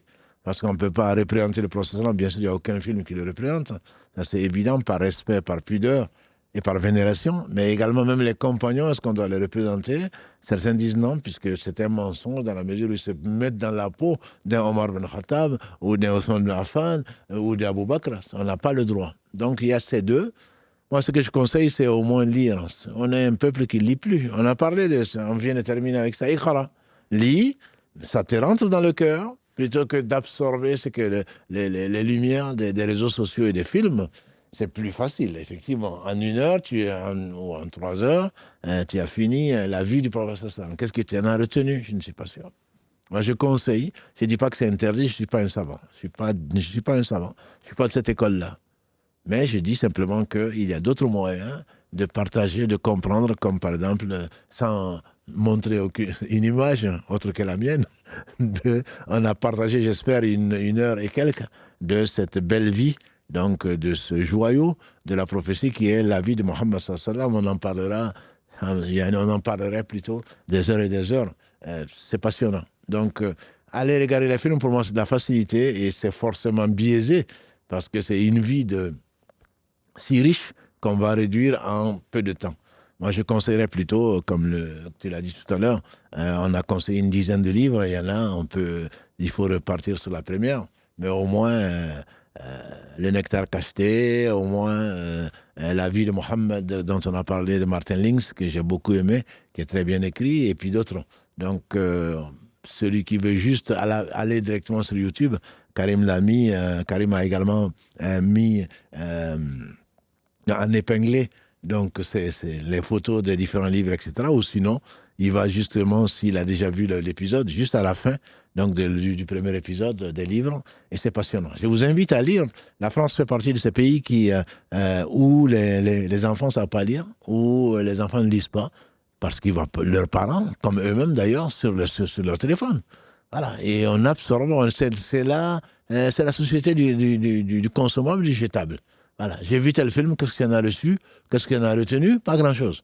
Donc c'est dommage. Je pense qu'il faudra nourrir son cœur et qu'il demande certainement Allah a voulu que l'enfant soit, de la fécondation en général jusqu'à la naissance, c'est 9 mois.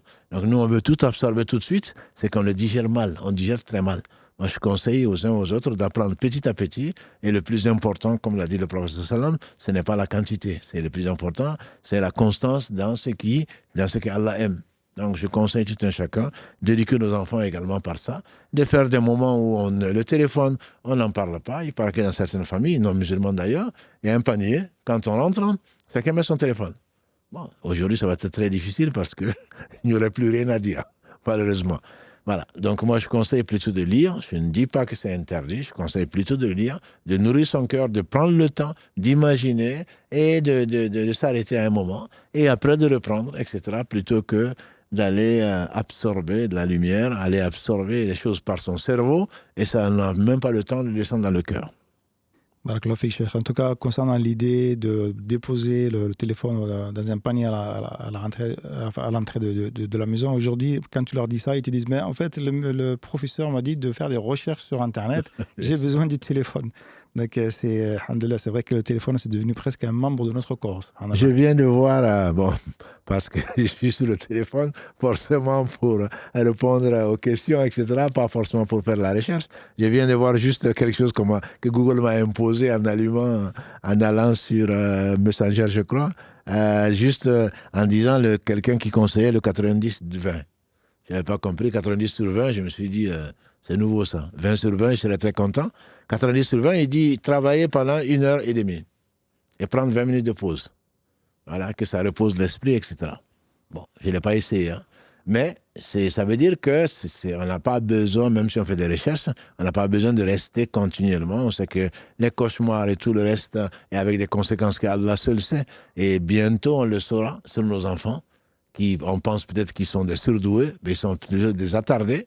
Voilà. Et je crains que ce soit des attardés quand on ne dose pas, quand on ne fait pas attention donc, à leur éducation. Et je conseille en tout cas de s'imposer. Et alhamdulillah, Allah nous impose au moins une nuit pour ne pas ouvrir le téléphone et ne pas se précipiter. Comme j'ai dit peut-être la semaine dernière, c'était samedi, hein, on dit salam alaikum, je vois un frère, il prend son téléphone. Même pas astaghfirullah, Allahumma anta salam, wa minka salam, ça veut dire quoi? Peut-être que dans sa prière, comme beaucoup d'entre nous, il pensait à quoi? Qu'est-ce qu'il va faire après la prière? Voilà. Quand il va finir pour regarder quel message il a raté, etc., etc. Donc c'est vraiment dommage. On n'est pas en train de vivre. Je ne sais pas ce qu'on fait, mais on ne vit pas.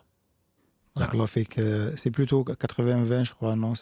J'avais vu 90-20, mais 80-20, je négocie. Moi, j'aimerais bien travailler 1h20 et ensuite, là, c'était 1h30 en fait. Mais 90-20, Je me suis dit, tiens, c'est bizarre. Mais je prends à 80-20, c'est déjà très bien. En tout cas, c'est vrai que inciter à la lecture, peut-être aussi inciter à des jeux éducatifs. Tout à fait. Effectivement, tu as raison. Toi qui travailles dans le domaine et qui propose des jeux éducatifs, je pense que c'est très bien. Et qu'Allah bénisse pour ceux qui l'ont fait, en tout cas pour Dieu, pas que pour l'argent. Par ces jeux, on apprend beaucoup de choses. Et malheureusement, dans les familles, on s'en rend compte quand on a le temps exceptionnellement de se rencontrer et de faire des jeux. Et on sort de là ayant beaucoup appris. Alors qu'en réalité, c'est quand dans la famille qu'on est là. Même quand c'est la grande famille, les gens sont là, chacun sur son téléphone, les petits comme les grands, alors que le jeu, comme tu dis, on apprend beaucoup de choses. D'ailleurs, les personnes apprécient les quiz, alhamdoulilah, de lundi qui sera sur le jour du jugement dernier, voilà, que Mohamed va vous mettre demain, Inch'Allah, peut-être qu'il est déjà programmé, sur donc quelque chose pour qu'on puisse, lundi, Inch'Allah, avec Karim, qu'Allah le bénisse, répondre à l'islam au quotidien, à certaines de vos questions. Mais au travers du quiz, au travers des jeux créatifs, alhamdoulilah, des gens y mettent énormément de temps pour nous apprendre des choses intéressantes. Donc je pense que mieux vaut rester avec son enfant, avec ses frères, avec ses sœurs, avec ses parents, en train de jouer. Et on apprend énormément de choses plutôt que de rester. Et après, tout le monde est content. Mais pour arracher les gens de leur téléphone ou arracher le téléphone des gens pour pouvoir jouer, eh bien non, ils ont toujours autre chose à faire. Je voudrais revenir sur justement la lecture et sur la fin donc, de ton discours, quand tu disais l'ange Gabriel vient voir le prophète sallallahu alayhi wa sallam, il lui dit « Iqra ». Donc tu as très bien expliqué, c'est d'ailleurs très prenant. Question qui peut paraître simple comme ça, mais est-ce que après cet épisode, le prophète sallallahu alayhi wa sallam savait lire? Après cet épisode, il ne savait toujours pas lire. Il a dit « Donc on le verra, Inch'Allah, que sur 23 ans, l'ange Gabriel venait donc sur l'ordre d'Allah subhanahu wa ta'ala, bien que le Coran ait été descendu en une seule fois au ciel le plus bas, d'après nos savants, dont l'imam Suyuti, qui est spécialiste de ce domaine-là, qui a résumé la vie de savants avant lui. Et donc, il ne savait toujours pas lire. Il est mort, il ne savait toujours pas lire. Voilà. Et même quand il dictait les lettres, il ne savait pas. Et quand, en la 5e année de l'Hégire, à Hudaybiyah, quand les Quraysh, quand il a dicté à Ali, qui savait lire, dit de Muhammad Rasulullah, c'est plutôt ça, c'est un traité ou un accord ou un traité entre Muhammad Rasulullah et Suhaib, donc Quraysh. Et il avait déjà écrit que l'autre lui dit non. Dit simplement Muhammad ibn Abdullah, dit Bismika Allahumma, et pas Bismillahir Rahman Rahim. Nous, on ne connaît pas Rahman ni Rahim. Et il ne dit pas Muhammad Rasulullah. Si on savait qu'il était prophète, on t'aurait jamais combattu. Et donc, on dit qu'Ali n'a pas voulu effacer ça. Le prophète dit efface. Vu qu'il hésitait, il lui aurait obéi, bien sûr, il dit où c'est. Et qu'il ne savait même pas lire. Muhammad Rasulullah ne savait pas le lire. Donc, il a dit enlève Rasulullah, et même, c'est pas grave. Parce que derrière, c'était une grande victoire, comme Allah l'a révélé dans le premier verset de la sourate 48, qui s'appelle la victoire. Non, il est mort, alayhi salatu wassalam, sans savoir lire ni écrire. Ici, Iqra, les savants disent, donc lit, récite, voilà. Donc, on a des gens qui ont une excellente mémoire, notamment des enfants, et qui ne savaient pas encore lire, et beaucoup de non-arabophones connaissent le Coran par cœur, sans savoir vraiment lire, donc l'arabe, même si c'est conseillé, bien entendu, pour Allah subhanahu wa ta'ala, pour mieux comprendre son livre, de savoir lire l'arabe et de s'investir dedans. Mais le plus important, c'est vraiment le cœur. Parce que ce sont des Arabes qui savaient lire et écrire, ou pas lire, et qui ont quand même combattu le prophète sallallahu alayhi wa sallam. Juste pour rappel aussi, je vois beaucoup de questions passer. Ouais, j'en ai vu aussi ce matin, parce que j'ai donné la possibilité sur Instagram de poser des questions. Souvent, les questions, on le répète une nouvelle fois, le samedi, on ne prend que les questions qui sont en rapport avec le sujet. Donc, j'avais posé aussi la question, est-ce que vous avez suivi le live de la semaine dernière? Et vous étiez plus de 57% à répondre que non. Et donc, alhamdoulilah, on vous invite à justement aller sur le YouTube, la chaîne YouTube, pour regarder ces lives-là et puis préparer peut-être des questions pour les épisodes prochains, Inch'Allah. Une autre question qui peut paraître là aussi simple, mais qui a peut-être le mérite d'être posée. Pourquoi, quand on évoque le prophète sallallahu alayhi wa sallam, on ajoute derrière sallallahu alayhi wa sallam, et quand on évoque les autres prophètes, on dit alayhi salam? Là, c'est Alhamdulillah, parce que le verset 56 de la Sourate 33, Allah dit Inna Allah wa malaikatahu yusalluna ala nabi, ya ayyuhalladhina amanu sallu alayhi wa sallimu taslima.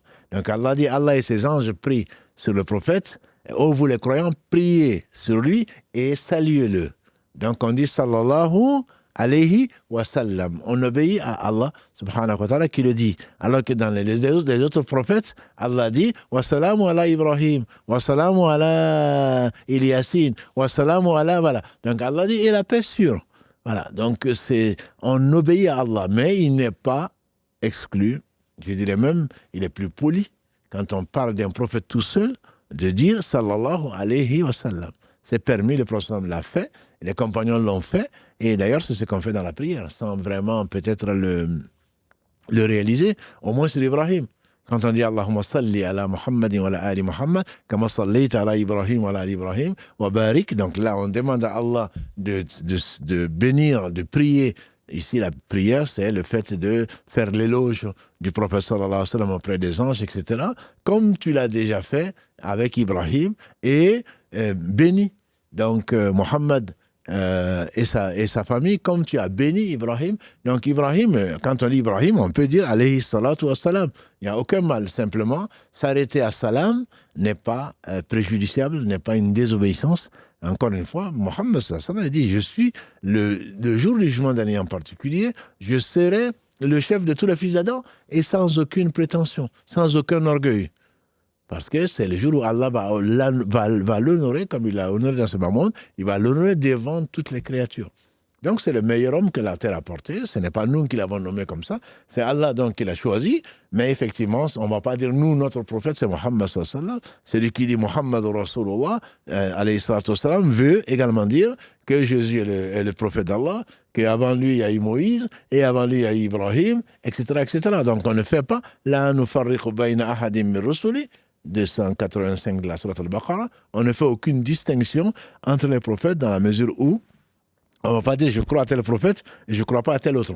Par contre, Allah a choisi, a honoré 5 très grands messagers parmi tous les prophètes. Il y a des prophètes qui sont plus honorés que d'autres. Ça, c'est Allah qui l'a voulu. Donc les 5 sont dans l'ordre chronologique que l'on connaît. Noé, Abraham, Moïse, Jésus et Mohammed, que Dieu les bénisse tous. Mais de ces 5, Allah a choisi Mohammed.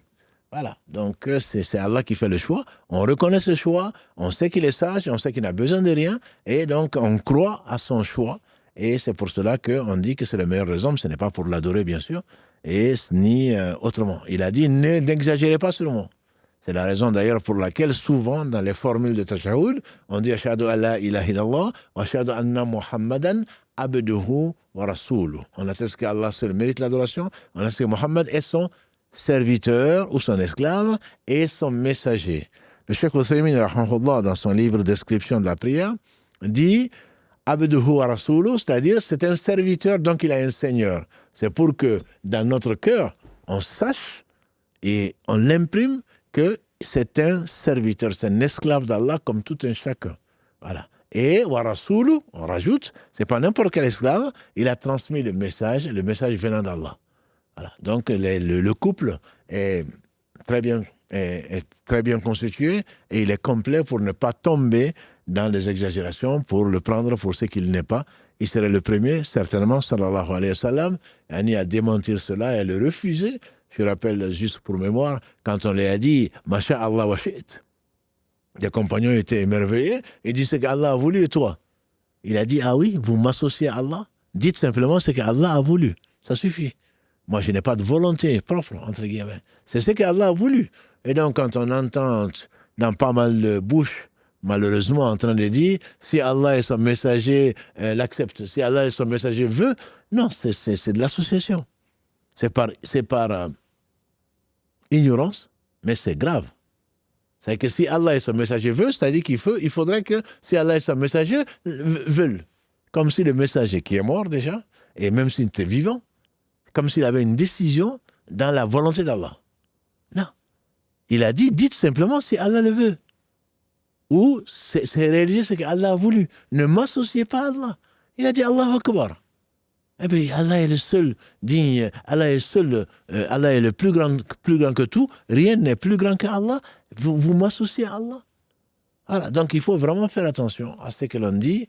Et on a beau dire à nos frères, à nos sœurs, à nos mères, à nos pères, ça ne se dit pas, ça y est, on nous qualifie de ce qu'on nous qualifie. Non, lui-même aurait certainement empêché de s'approcher du plus grand péché et le seul que Allah ne pardonne pas pour celui qui meurt dans cet état, c'est-à-dire l'association. Et tous les prophètes ont été envoyés pour cela, pour nous avertir. Donc il ne faudrait pas tomber et écouter les chantres de je ne sais pas de quoi, pensant aimer le prophète sallam et faire le contraire de ce que Allah lui a envoyé comme message, alayhi salatu wassalam. Nous attestons qu'il a fait parvenir son message. Barakallahu fik pour la précision. Je voudrais juste revenir aussi sur le début du live où tu as parlé de la destruction de la Kaaba à 2 reprises. Inondation, je crois. Oui, tout à fait. Et après l'incendie. Oui, après l'incendie, oui. D'accord. Donc ça, c'est... C'est 2 événements différents. L'inondation a été... Bon, bien sûr, on est de tout cœur avec les sinistrés, mais il y a eu une inondation et qui a donc... pas détruit la Kaaba, mais ça l'a vraiment très fragilisé. Et donc, il n'y avait pas d'accès. Et l'incendie est venu après la mort du prophète sallallahu. C'est la 2e génération même. Pendant donc le califat, le 2e, voire 3e, pendant le califat de Yazid ibn Muawiyah, c'est la 2e génération. Donc, il y a eu un siège. Il y a Abdallah ibn Zubayr qui s'est réfugié donc, dans la Kaaba. Et malgré cela, l'armée inverse parmi les musulmans l'ont attaqué. Donc, en lui envoyant des flèches et le reste, donc la Kaaba a brûlé. Ça, c'est l'incendie. Donc, c'est à cette occasion, ça a été reconstruit donc, pour la 2e fois, c'est-à-dire la 3e construction de la Kaaba. Et donc là, il en a profité. Après ça, il a profité donc pour faire 2 portes, voulant bien faire, en suivant le hadith de sa tante, donc à Aïcha, donc en faisant 2 portes et en amenant la porte à même le sol, comme l'aurait souhaité ou comme plutôt l'avait souhaité le prophète sallam, si les gens ne venaient pas de sortir de la jahiliya et qu'ils ne comprendraient pas. D'ailleurs, une très belle leçon, c'est la sagesse l'emporte sur la lettre. L'esprit l'emporte sur la lettre. Le prophète alayhi sallam, il aurait cassé la Kaaba, il aurait inclus le Hijr Ismaïl, personne n'avait quoi que ce soit à redire. Mais par sagesse, par crainte que les gens pense qu'il a fait un sacrilège et donc qu'il pense du mal du messager d'Allah, pas de lui en tant que tel, pas de Mohammed, mais du messager d'Allah. Ah oui, il se prétend être messager et pourtant son père ou son arrière-grand-père a construit cette maison et il se permet de la casser, même pour faire quelque chose d'encore mieux, puisque Ibrahim avait inclus donc ce hijr dedans. Mais parce que la sagesse est le fait de mettre chaque chose à sa place. C'est probablement important de reconstruire la Mecque, de reconstruire plutôt la Kaaba, mais c'est encore plus important de conserver le respect des valeurs sacrées. Et le prophète, alayhi salam, si tu t'en rappelles, c'était à Médine, quand il faisait l'atikaf, pour revenir à la retraite spirituelle, il était sorti un jour, enfin, il a raccompagné sa femme, sa fille, à la porte de la mosquée. Puisque l'atikaf, on ne doit pas sortir de la mosquée sauf pour ses besoins. Voilà. On ne doit pas sortir de la mosquée. Sa femme est venue le visiter, c'est permis, et il l'a raccompagné jusqu'à la porte. Quand il est arrivé à la porte, il a vu 2 Ansars, donc 2 Médinois, qui voulaient venir par là et ensuite qui ont changé de chemin. Il a dit, oh, vous les 2 venez. Ils sont venus, bien sûr. Il a dit, ça c'est ma femme, sa fille. Ils ont dit, non, mais plus à Dieu qu'on ne pense pas du mal de toi. Il dit, oui, je sais. Mais Satan court dans le sang du fils d'Adam, Satan court plutôt dans le corps du fils d'Adam, comme le sang coule dans le... Je crains que, en parcourant donc votre corps, il n'ait déposé quelque chose sur votre cœur. Donc, il faut éviter dans l'islam des ambiguïtés. Il faut éviter tout ce qui pourrait attirer une mauvaise opinion d'une personne, parce que ça va... C'est pas que ça nous touche. Mais ton frère, ta sœur va penser du mal de toi parce que tu as fait des choses qui sont licites, mais qui ne sont pas explicites. C'est pour ça qu'il faut éviter, il faut aider son frère. Il ne faut pas aider Shaitan sur son frère en le faisant voir ou penser des mauvaises choses, alors qu'en réalité, ça ne l'est pas. Mais c'est Satan qui va jouer de lui, il va te soupçonner, etc. On ne vit pas pour eux, mais en même temps, il faut éviter tout ce qui pourrait être douteux pour justement ne pas aider Satan sur ton frère ou ta sœur. Barakallahu fik, Cheikh. Et concernant l'inondation, est-ce que c'était des inondations comme on peut en voir aujourd'hui? Par exemple, on sait qu'il y a pas mal d'inondations ces dernières années. En tout cas, la dernière, c'était cette semaine en Espagne notamment. Est-ce que c'était de la même ampleur ou est-ce que c'était peut-être moins... De la même ampleur, c'est difficile. Il n'y avait pas de... C'est vrai que il n'y avait pas de photos pour mesurer, oui. Même si certaines personnes montrent certaines photos, mais c'est des photos qui datent certainement d'il n'y a pas très longtemps, parce que la photographie n'a été inventée qu'il n'y a pas si longtemps que ça. Et la même ampleur, en tout cas, c'était une inondation. On dit qu'on ne pouvait pas rentrer dans la Kaaba et qu'il y avait de l'eau partout qui était retenue. Et comme tu as fait la Mecque, tu vois très bien que là, c'est vraiment une vallée, entre guillemets, au niveau de la Kaaba, même quand on descend pour aller à la Kaaba. Donc, pas parce que c'est seulement l'étage, mais voilà. Donc, même l'esplanade, la Kaaba n'est pas au niveau de l'esplanade. La Kaaba est encore plus bas. Donc, on imagine qu'à ce moment-là, l'eau qui a stagné n'a pas eu d'issue. Et donc, là, pendant des jours et des jours, et donc, comme c'était fait de briques et de brocs, c'était juste Ibrahim alayhi salam n'a pas été chercher un architecte. Donc, il a posé des pierres et il en a fait ce qu'Allah a voulu. Voilà. Donc, là, les fondations étaient vraiment atteintes. Plutôt, elles ont été atteintes. Et donc, il voyait que la Kaaba allait s'écrouler. Pour éviter ça, donc, Walid ibn Mughira, on dit que c'est lui qui s'est sacrifié. Donc, il a donné un coup de pioche et puis on a attendu. On ne sait jamais. Si Allah lui envoyait des pierres, comme ça, il serait le seul mort. Et le lendemain, comme on a vu qu'il n'est pas mort, donc les autres se sont attelés à la tâche pour, bien sûr, j'imagine que c'est après l'inondation et que l'eau s'est retirée et qu'ils ont essayé de réparer les dégâts. Là, à ce moment, ils sont venus pour reconstruire la Kaaba pour qu'elle ne s'écroule pas. Barakallahu fik, Cheikh, en tout cas, pour ces précisions. Bon, je n'ai pas d'autres questions. Il y a une question qui peut-être un peu anticipée. La personne voulait connaître un peu l'histoire aussi de la mosquée des deux Qibla. Je pense que tu viendras peut-être dans l'histoire, mais je pense qu'on a déjà évoqué les deux Qibla, c'est à Médine. À Médine, pour montrer comment les compagnons du prophète sallam comprenaient la révélation, comment ils lui faisaient confiance, comment ils ne se posaient pas les questions que les frères et les sœurs se posent, l'Indien en particulier. Comment se fait-il que, et pourquoi Allah a fait ça? C'est vraiment des questions de non-croyants. Quand je dis non-croyants, je ne dis pas qu'ils ne se croient pas. La foi est faible. Voilà, on est influencé partout, on questionne tout. On ne pose pas de questions à Allah. Verset 23 de la sourate 21. Il n'est pas interrogé sur ce qu'il fait, et lui, il interroge. Donc la foi, ce n'est pas... Je pense que je crois que... Voilà, je me fais la discussion avec Allah, et puis je lui demande des comptes, quoi. Non, c'est Allah qui demande des comptes. Donc pour revenir à ta question, par rapport... Donc, c'est quoi déjà ta question? L'histoire, en fait. Oui, les deux Qibla. Oui, les deux Qibla. Le prophète sallam était en train de prier. Il était en train de prier. Avant le Asr plutôt, Allah a révélé les versets pour dire que on te voit en train de tourner ta face à gauche, à droite, et on va te permettre dorénavant de te diriger vers un endroit qui plaît à ton cœur, où que vous soyez, tournez votre face vers la Mecque.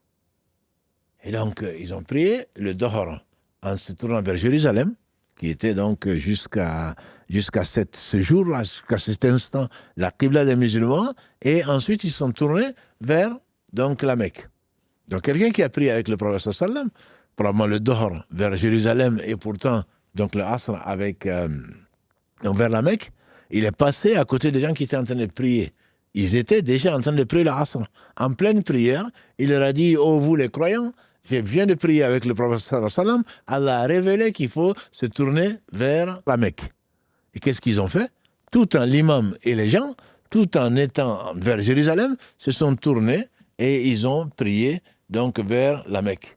C'est à cause de cet incident ou de cet événement qu'on appelle la mosquée qui avait les deux directions, les deux Qibla, et c'est devenu aujourd'hui un lieu de visite pour les touristes, mais en réalité, bon, ça ne fait pas partie des lieux à visiter à Médine. Bon, ça s'est passé là, c'est passé là.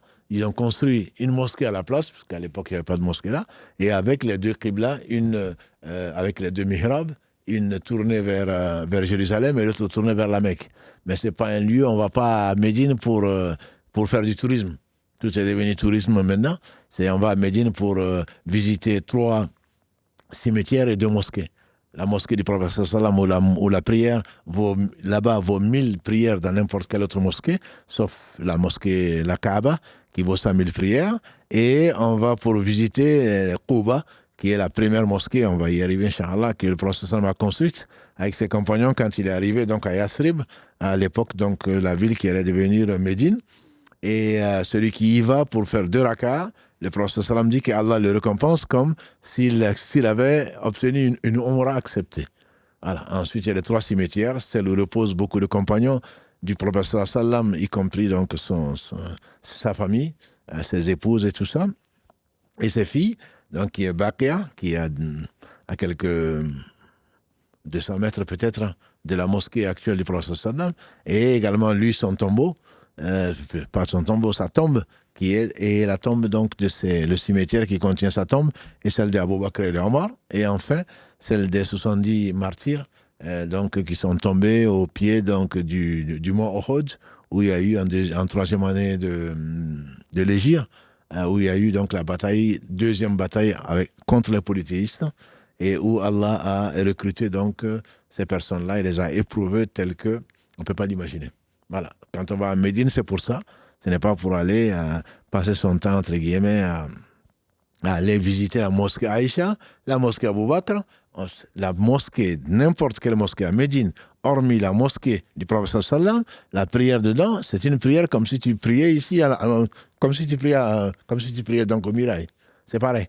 Par contre, dans la mosquée du prophète sallam, celle qu'on appelle le Masjid Nabawi, là, la mosquée, la prière vaut donc 1000 prières. C'est vraiment dommage d'aller faire le tour, entre guillemets, des mosquées et en perdant le peu de temps que tu passes là-bas, maximum 1 semaine, c'est même plutôt quelques jours, au lieu d'en profiter pour multiplier tes prières par 1000, les gens, soit du shopping, on pense beaucoup à nos parents ici, du shopping, ou alors on va aller visiter des mosquées qui... je vous dis, si vraiment on a envie de visiter, qu'on aille sur Google. Alors, avec quelques clics, je pense qu'on peut voir beaucoup de mosquées, beaucoup plus belles probablement, et plutôt que d'aller perdre son temps, entre guillemets, à Médine ou à la Mecque. Cheikh Barakallahu Fik, en tout cas, alhamdoulilah, on a dépassé plus que ce qu'il fallait entendre. On va s'arrêter là, Inch'Allah. Barakallahu Fik aussi à Karim, mais de aussi suivre les commentaires. Je vois qu'il a coupé les commentaires, ça commençait un petit peu à échanger. On l'a rappelé à plusieurs reprises de pas qu'on laissait les commentaires ouverts, surtout pour vos questions, parce que justement, comme on essaie de faire là, de relayer vos questions, et ça prive malheureusement peut-être certains de poser des questions, mais quand effectivement ça devient un petit peu des échanges qu'on n'aimerait pas voir, et comme on vous a dit, répéter, on est responsable de ce que vous écrivez, puisqu'on vous offre la possibilité de le faire, donc c'est la mosquée qui est responsable. Donc c'est pour ça qu'on s'est permis de les fermer, puis c'est aussi la demande parfois de certains auditeurs qui nous demandent de les fermer, parce que ça les déconcentre, ils ne peuvent pas forcément suivre, écouter en tout cas ce que dit l'imam. Barakallahu fikoum en tout cas pour votre compréhension, et je te laisse, Cheikh, clôturer. On se dit à la semaine prochaine, en tout cas le live la semaine prochaine. Allah barakallahu fik, Mohamed Adda, Karim, et que vous ne voyez toujours pas. On espère, Inch'Allah, qu'un jour on va épingler sa photo pour que vous voyez qui c'est. Ce n'est pas du tout un tyran, au contraire, très compréhensif, pensez du bien de lui, mais c'est pour le bien de la communauté, notamment de cette grande famille, qui est fait de quelques centaines de milliers de membres. Donc Allah les bénisse, et comme l'a rappelé Mohamed Adda, c'est la confiance. Et je le dis toujours, la confiance n'a pas de prix. Elle n'a pas de prix, surtout aujourd'hui où on surfe sur Google et on peut aller n'importe où. Le fait que vous restez à 23h ici, pratiquement 23h heure française, donc 22h GMT, c'est vraiment un signe de confiance, et ça n'a pas de prix. Qu'Allah bénisse donc votre nuit, qu'Allah bénisse votre vie, puisque qu'Allah bénisse vos familles, qu'Allah bénisse tout ce qui vous a confié pour peu de temps, et qui nous fasse aimer les œuvres qui vont susciter, vont provoquer son amour, lui qui n'a besoin de rien. Et celui qu'Allah aime, alhamdoulilah, il aura tout gagné. Et qu'Allah, bien sûr, bénisse le meilleur des hommes que la terre a porté. Ce n'est pas nous qui le disons, c'est Allah qui l'a choisi comme tel. Sa famille, ses compagnons, tous ceux qui les auront suivis dans le droit chemin, et nous fassent l'honneur donc d'en faire partie. Notre prochain rendez-vous, c'est donc lundi avec l'islam au quotidien, et qui donc traite d'abord la première partie du quiz que vous allez traiter, Inch'Allah, que vous allez aborder ou que vous allez en tout cas en tant qu'examen ou pour nous instruire. Donc un jeu créatif que la mosquée vous propose, donc demain, et qu'on va corriger dans un premier temps, la première demi-heure, donc le lundi, Inch'Allah, et ensuite répondre aux questions écrites et priorité au direct, dirait Karim. On a beaucoup de questions, alhamdulillah, ne nous en voulez pas. On a énormément de questions. Et Mohamed Adna le rappelle parfois. Moi, je vous l'ai dit, on a plus de 1000 messages qui ne sont pas encore lus. Donc, barakallahu fikoum, de penser un peu donc, à vos frères, de ne pas poser n'importe quoi comme question, y compris le lundi d'ailleurs. Lundi, les questions souvent qui sont posées, on est obligé de les sélectionner parce que vous en connaissez les réponses. Voilà. Ça ne sert pas à grand-chose de poser une question, surtout en direct. Le direct commence déjà le téléphone, car il me dit avant même de commencer l'émission, on commence à téléphoner. Cela ne sert pas à grand-chose, sinon à encombrer les lignes. Nous sommes là, alhamdulillah, pour Allah, et ensuite pour vous, pour essayer de vous aider. Donc s'il vous plaît, barakallahu fikoum, n'écrivez pas pour pas grand-chose.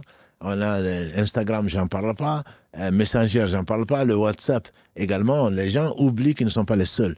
Vous êtes des milliers, j'ai dit bien des milliers. On a des milliers maintenant de messages, surtout mail, qu'on n'a même pas ouvert encore. C'est pas parce qu'on ne veut pas. C'est parce qu'on a deux bras, on a une tête, on a des occupations. On essaie de donner des priorités.